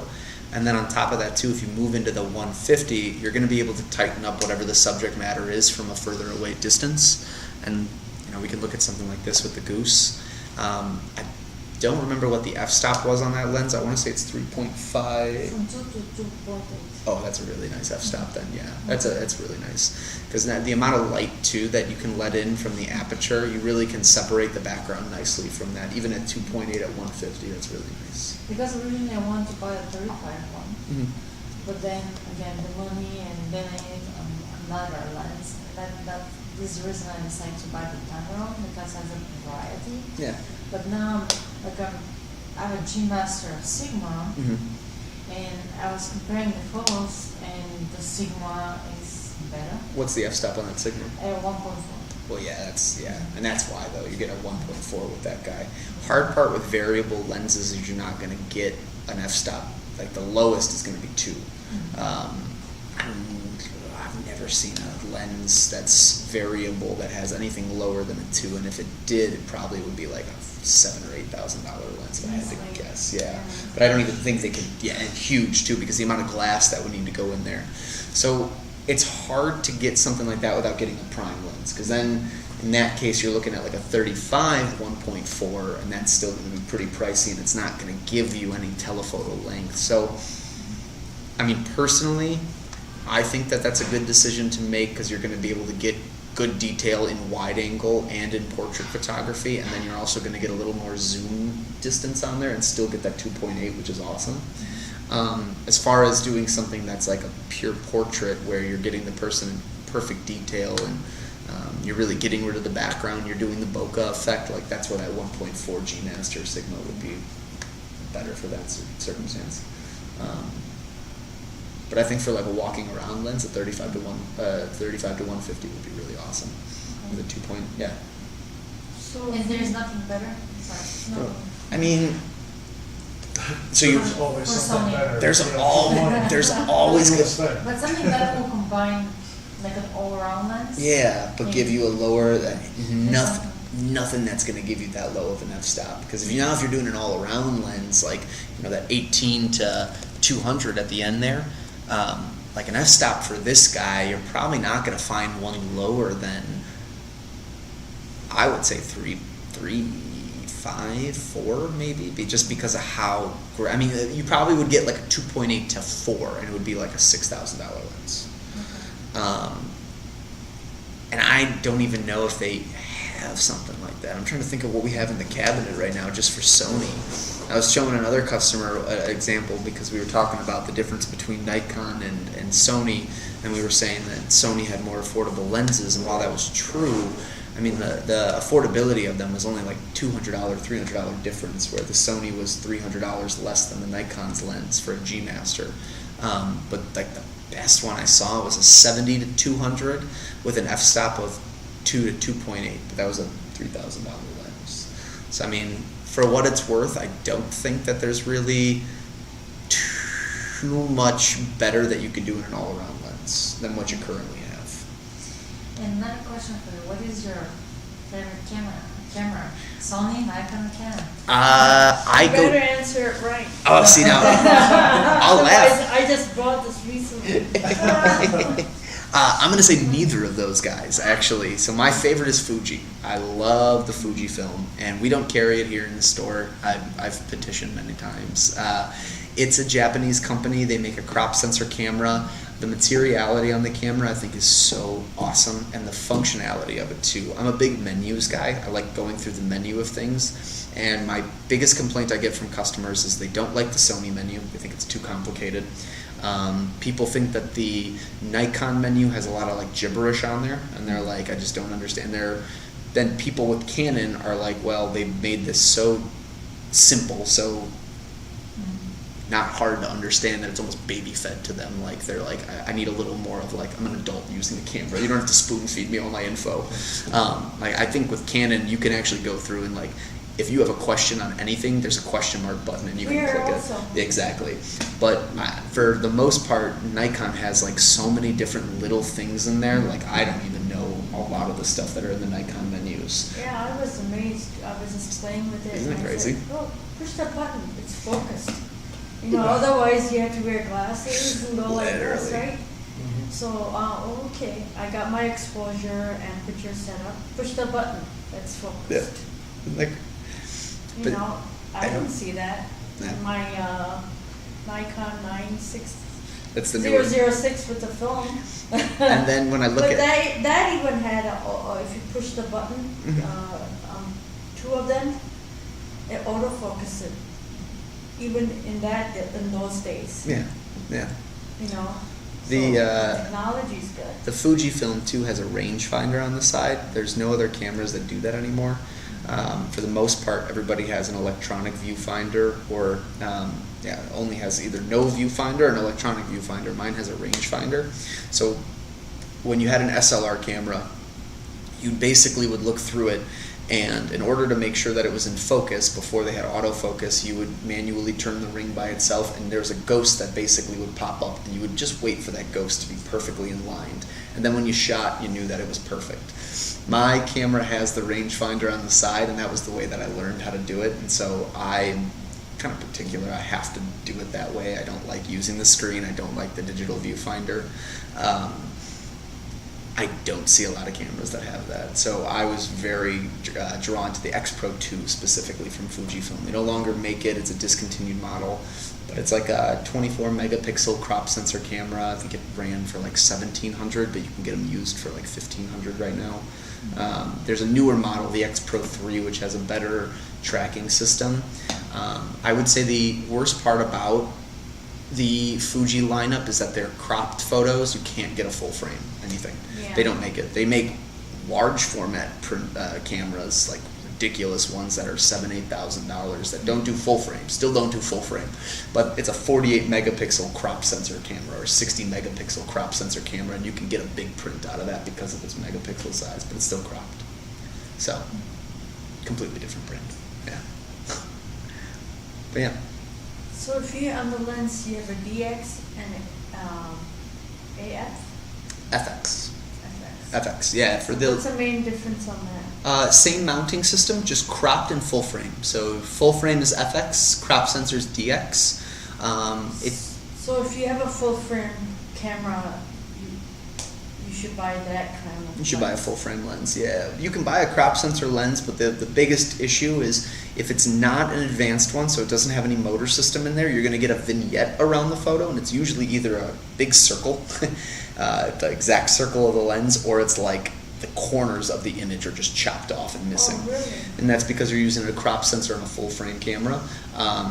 Other times, if the motor or the AI or the CPU inside the lens is up to date and current, when you put it on, the focal length will change. Nikon's done a really nice job with theirs where if you're moving a crop sensor lens, or sorry, that's Canon. Canon does it where if you move a crop sensor lens over to a full frame camera, you will only change the millimeter size, not the f-stop, which is pretty unique. Versus Nikon, if you bring a crop sensor over, I think the lowest you're allowed to go to is a 2.8 on your newer Nikon. My other question, software update. Yeah, if you How do you know if you're gonna have one? Because I was trying to see if the latest if you go to your firmware on the camera, look where the firmware is on there. It'll tell you what the most current firmware And is. that is true then. Yeah, and that'll be the truth for what that camera is. And then what I would do is go onto Nikon's website and take a look at what they're saying the most current firmware is for that camera.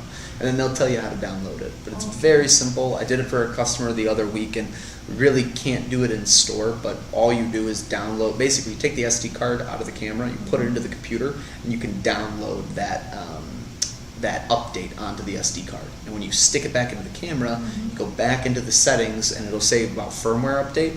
it'll basically, the camera's then smart enough to realize that the firmware update is on the SD card, and then it just reboots itself. And then at the very end, where it's firmware, it should then tell you that it's up to date with the most current software. Okay. But yeah, easiest way is always check the Nikon website. I think they also have like an email list that you can jump onto to subscribe to when they do come out with more updates, so you know that there's a new update for the Z6 II or the Z7 II. Next question. When are you working next? I will be in tomorrow. No, I won't be in tomorrow. Okay.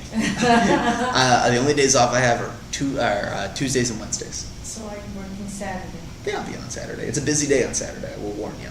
So we got a lot of customers in the store. I'll be Saturday late afternoon. Okay. Yeah. Yeah. Before the cookies, kids want cookies. By all means. Right? Yeah. Yeah, because then we could swap that filter and then we could look at it and Sure. we need to buy a couple more things. Absolutely. So I have a question about Zoom. Yes. So I shoot pictures of my daughter's soccer games. So a lot of times I'm trying to zoom in to the far side of the field, which with the lens I have that raises the f-stop, or the aperture, whatever, 5.7, Yep. 6.3 maybe. So I lose light, and if it's overcast, Yep. I can't focus, you know, it gets really fuzzy. Is there a way to compensate for that in any way? ISO, I mean, exposure compensation, get a usable picture? I wouldn't do ISO, because ISO is just going to bring the graininess up. I mean, the exposure compensation, if you drop it down a little bit, will darken the image up slightly, and if you're looking through the electronic viewfinder, it should give you... I'm trying to think. I mean, short of, you know, dropping $2,000 on the lens. I know, that's, I hate to say that's the only way that it feels. I'm just trying to think if there's any way to kind of get around it. No, flash wouldn't help in this case. ISO, yeah, no, and then exposure compensation, probably the only thing that really comes to mind that could do anything. Yeah, worth trying. And I mean, if it's a matter of you zooming in, the f-stop going up, and things just starting to get more blurry and non-focusable, I'm assuming it's going to the lighter side of things, right? It's the photo starting to become more white than it becomes black, or does it become lighter than it becomes darker? Or does it just kind of stay the same? It's typically more dark. Okay, it's more dark. Yeah. So then I would say the first thing I would try would be the exposure compensation for sure. I would try raising that up 2 steps and seeing if that might help, at least bringing a little bit more light from the exposure compensation, and then that kind of it should help you get around not having to change the ISO on there, so you don't get that graininess. Right. The other thing might then be, and the other thing I might say too is before the game starts, if that's the kind of conditions that you're in, go full automatic on the camera, zoom in all the way and take that photo. See if the camera can kind of correct itself and give you what you're looking for, and then look at the playback button and see what they're doing to the physical settings, because they'll show you if exposure compensation is still in the middle or if it's off on one side or the other, what the ISO is, what the aperture is, and then what they're doing as far as shutter speed too. Right, that's no problem. It's because of its sports. Exactly. Shutter speed's an issue. But then maybe, when we're talking about fiddling around with the stuff beforehand, maybe just at least trying one automatic shot on there to see what then the camera's already setting itself to given the weather conditions, especially if the photo comes out clean in the way that you want it to. That's a lot of the ways that I do it when I'm going into an unfamiliar scene. I do still, I'll go full auto. I'll even turn my ISO to auto. I'll take a picture of whatever it is, and then I'll read the histogram, I'll read the stats on it to see what the camera thinks the best situation is, and then I kind of modify it in my mind and go, okay, let me change this, lower this, and tweak it from there. There's also, I know on the phones too, you can download that for the phone, where you basically do like a live feed histogram on the phone. And there are goofy things that you can get where you put this on the top of your phone and then basically this hangs off the camera. Your camera's here and your phone's up there, but I don't really think that that's the best. If you look at the apps, you should be able to find one where then you can point it. It'll give you all the stats of what they say that you should be setting your camera to, and then you can tweak your camera from there. But I like the picture taking first. I think it's just easier because then you don't have to worry about your phone. Gotcha. then tweak that, auto. Exactly. And then from there, it'll show you all the stats on there, and then you can tweak and kind of adjust and say, okay, I'll set my aperture to this. I will keep my exposure compensation where it's at, but it's saying go 300 for the ISO, so let me change that. That could just be all it takes without getting anything super grainy or super dark or overly light, without having to drop 2,000 on a new lens. Yeah. Someday. Exactly. Anything else for me, guys? You can't put a flashlight on there, huh? Well, not on the far side of the soccer. I was going to say that, yeah. A little outside the range. So of my the next flash. question was, if you're in United Center and you're trying to take a picture down, you're way up top, which is the best lens to use? Or what millimeters? Probably a 100 to 400 millimeter. Those guys, when they're in the football stadium, like, and they're taking sports photography, they've got lenses that are like this big. So they're literally using the most, like a 200 to 500 or like 200 to 600 millimeter lens, and then they have another extender on top of that. So like, it's a whole thing. So the extender itself is probably a $500 to $600 piece, and they have a $4,000 lens on there. So overall, they're basically getting a 100 to 400 millimeter zoom, but then it's also times by either 2, so they're getting a 2 to 800 millimeter zoom, or they're getting a 1.4 on the 1 to 400. So they're getting like 140 or 140 to 440. If that makes sense. So that's the kind of stuff that they're using for that, and then f-stop is probably somewhere between like 2.8 to 4. But like us, we're not gonna have this big thing. So the next thing is 400. I would say at least a 100 to 400, because you want to have some sort of like variable distance, especially if they're going up and down the court or they're going up and down the ice rink for the United Center. If you're at the long end of the stadium and you're going down, there's the other basket. 100 to 400 to change that zoom. That's would be pretty appropriate. decent. Exactly. You'd probably, if it was just a regular, cheaper, easier lens, you're looking at like a 5.6 to 6 point something for your f-stop. So good light inside the stadium, so it should be fine. Yeah. Okay. In the future. Can't afford it now. Anytime. Right, so this is sort of an example. So this is from about midfield, Okay. and that's zoomed in as far as I can go into the goal. That's my daughter in goal. Okay. And I mean, it looks okay from here, but when you go in, everything is soft. Yeah. And I think that, I don't have enough light to actually get a good. Yeah, that's the light and how much the f-stop's allowing you to pull into the camera. So Right. I think just from seeing that, exposure compensation would be the only thing I could think of that might help with that one, but I really think that it's going to come down to the lens itself. Right. Okay, sir. Could you tell my wife that so I can? Just, I'll write a note for you, like a doctor's note, and be like, Need a new lens. See, she told you that you spend money on that camera already. More. That's why my husband doesn't show up. Yeah, right. Because So we'll see you Saturday, if not Sunday. then, anytime. Okay? Just come on in. Take care. Where we can find, what kind of classes, which Thursday, what kind of classes there are gonna be? So I only do the 3 technically. So the first Thursday is the basic camera. This is the second Thursday, so we do intermediate. Break next Thursday, and then last Thursday I do the GoPro ones. There's a little card by Small Electronics where I got it all on there too. But I would say if you really have something specific that I didn't answer, come in. Thursday next week is a great week because I don't do anything all that. I'm done at 6, so come in for an hour and I can just talk to you about whatever you got on just your camera. But yeah, I would say if it's specific questions, my best bet, I tell people all the time, if you are in love with your camera and there's just new things you want to learn, go on YouTube, type in 10 things you didn't know about whatever the camera is you're using, find all these cool things. And then what I tell others, if you don't find what you're looking for from that, write down what you want to know about your camera and bring that list in, and then we'll go through and figure out an answer for all those.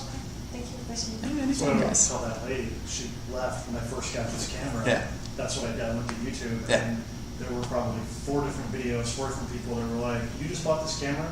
Let's go through all the settings. I'll tell you how you need to set it up to get started." It's one of those things where it's like, I can tell you this kind of stuff because this is like camera knowledge that everybody should know and needs to know, but there's so many specific settings on like just the camera that you're using versus what you're using versus what I use, where I'm like, I know what I'm doing, I kind of know other things, but it's like, Never heard of that setting. yeah, before. I mean, Don't know what she's that showing me does. the one on there, and I'm like, What are you shooting on? So, yeah. Yeah. So maybe I would like to hear more about, for example, flashlights. Let me with a flashlight. When is the right time to use it? What Yeah. kind of settings? How you have to change maybe your camera settings? 100%. Yeah. Those are all, and that's all stuff that you have to do, especially when you bring a flash into it, because it's, a lot of people will say, What kind of flash? exactly. I can answer all those for you, because there's a bunch of different ones, especially Sony, right? Yes, There's a lot of different ones from Sony, because you can go real fancy with it, where it's like $120, or you can go cheap, $120, or you can go real fancy, like $700 on a flash. But for flash, really is gonna worth the. It depends on what you're doing. More professional shooting will definitely require a really powerful flash, because it has bigger bounce and it has better control on, because when you think about it, you're setting your flash to whatever aperture you're using. So standard flash, 100 ISO is what you should have on there, and at the lowest f-stop you can usually have for the flash, because it needs to take the information. So 2.8, 100 ISO is kind of where they like to recommend it. Don't go lower than that, because you don't need the bokeh effect. From there, if you're shooting in auto, you can leave the flash on auto or set it to manual and make some changes. But the flash should work in the same way that your shutter speed is functioning. So there's actually speeds on the top of the flash that are dictative of like your camera shutter speeds. So it'll flash at the appropriate time to cut the shutters, so that way it's not overlighting your photo, not underlighting your photo. There's also flashes where they bounce light in the very beginning, and then like right as you're triggering, the flash will go first, and then the camera will shut. And that's because the light that's reflecting off the items that you just took is enough for the camera to read the information. So you can get super crazy with a flash, you can also get super basic with a flash. Just depends on what you're shooting and then how advanced your camera setup is right now. So for what you have, and I think what we talked about the last time, the cheapest flash might be the perfect option for you, or maybe like a middle tier one. But if you've got a lens that can do f-stop of 1.4 or 1.8 and is a really nice lens, the $400 or $500 flash would be the most appropriate companion to that lens. It's all dependent. Okay, thank you. Just get some Bring it in. That's all. Do you have some kind of problem? You shoot professionally? I do it for fun. I don't really shoot professionally myself. It's not, I've never really got into shooting professionally. Photography's not my favorite like art form making myself. I'm a painter, I'm a drawer. Right. Yeah, so it's like I know how to use a camera to take picture of my artwork, and then I know how to function a camera really well. But as a professional photographer, love taking pictures of my dogs. Like taking pictures of like fun vacation things, but that's really about it. I was wondering.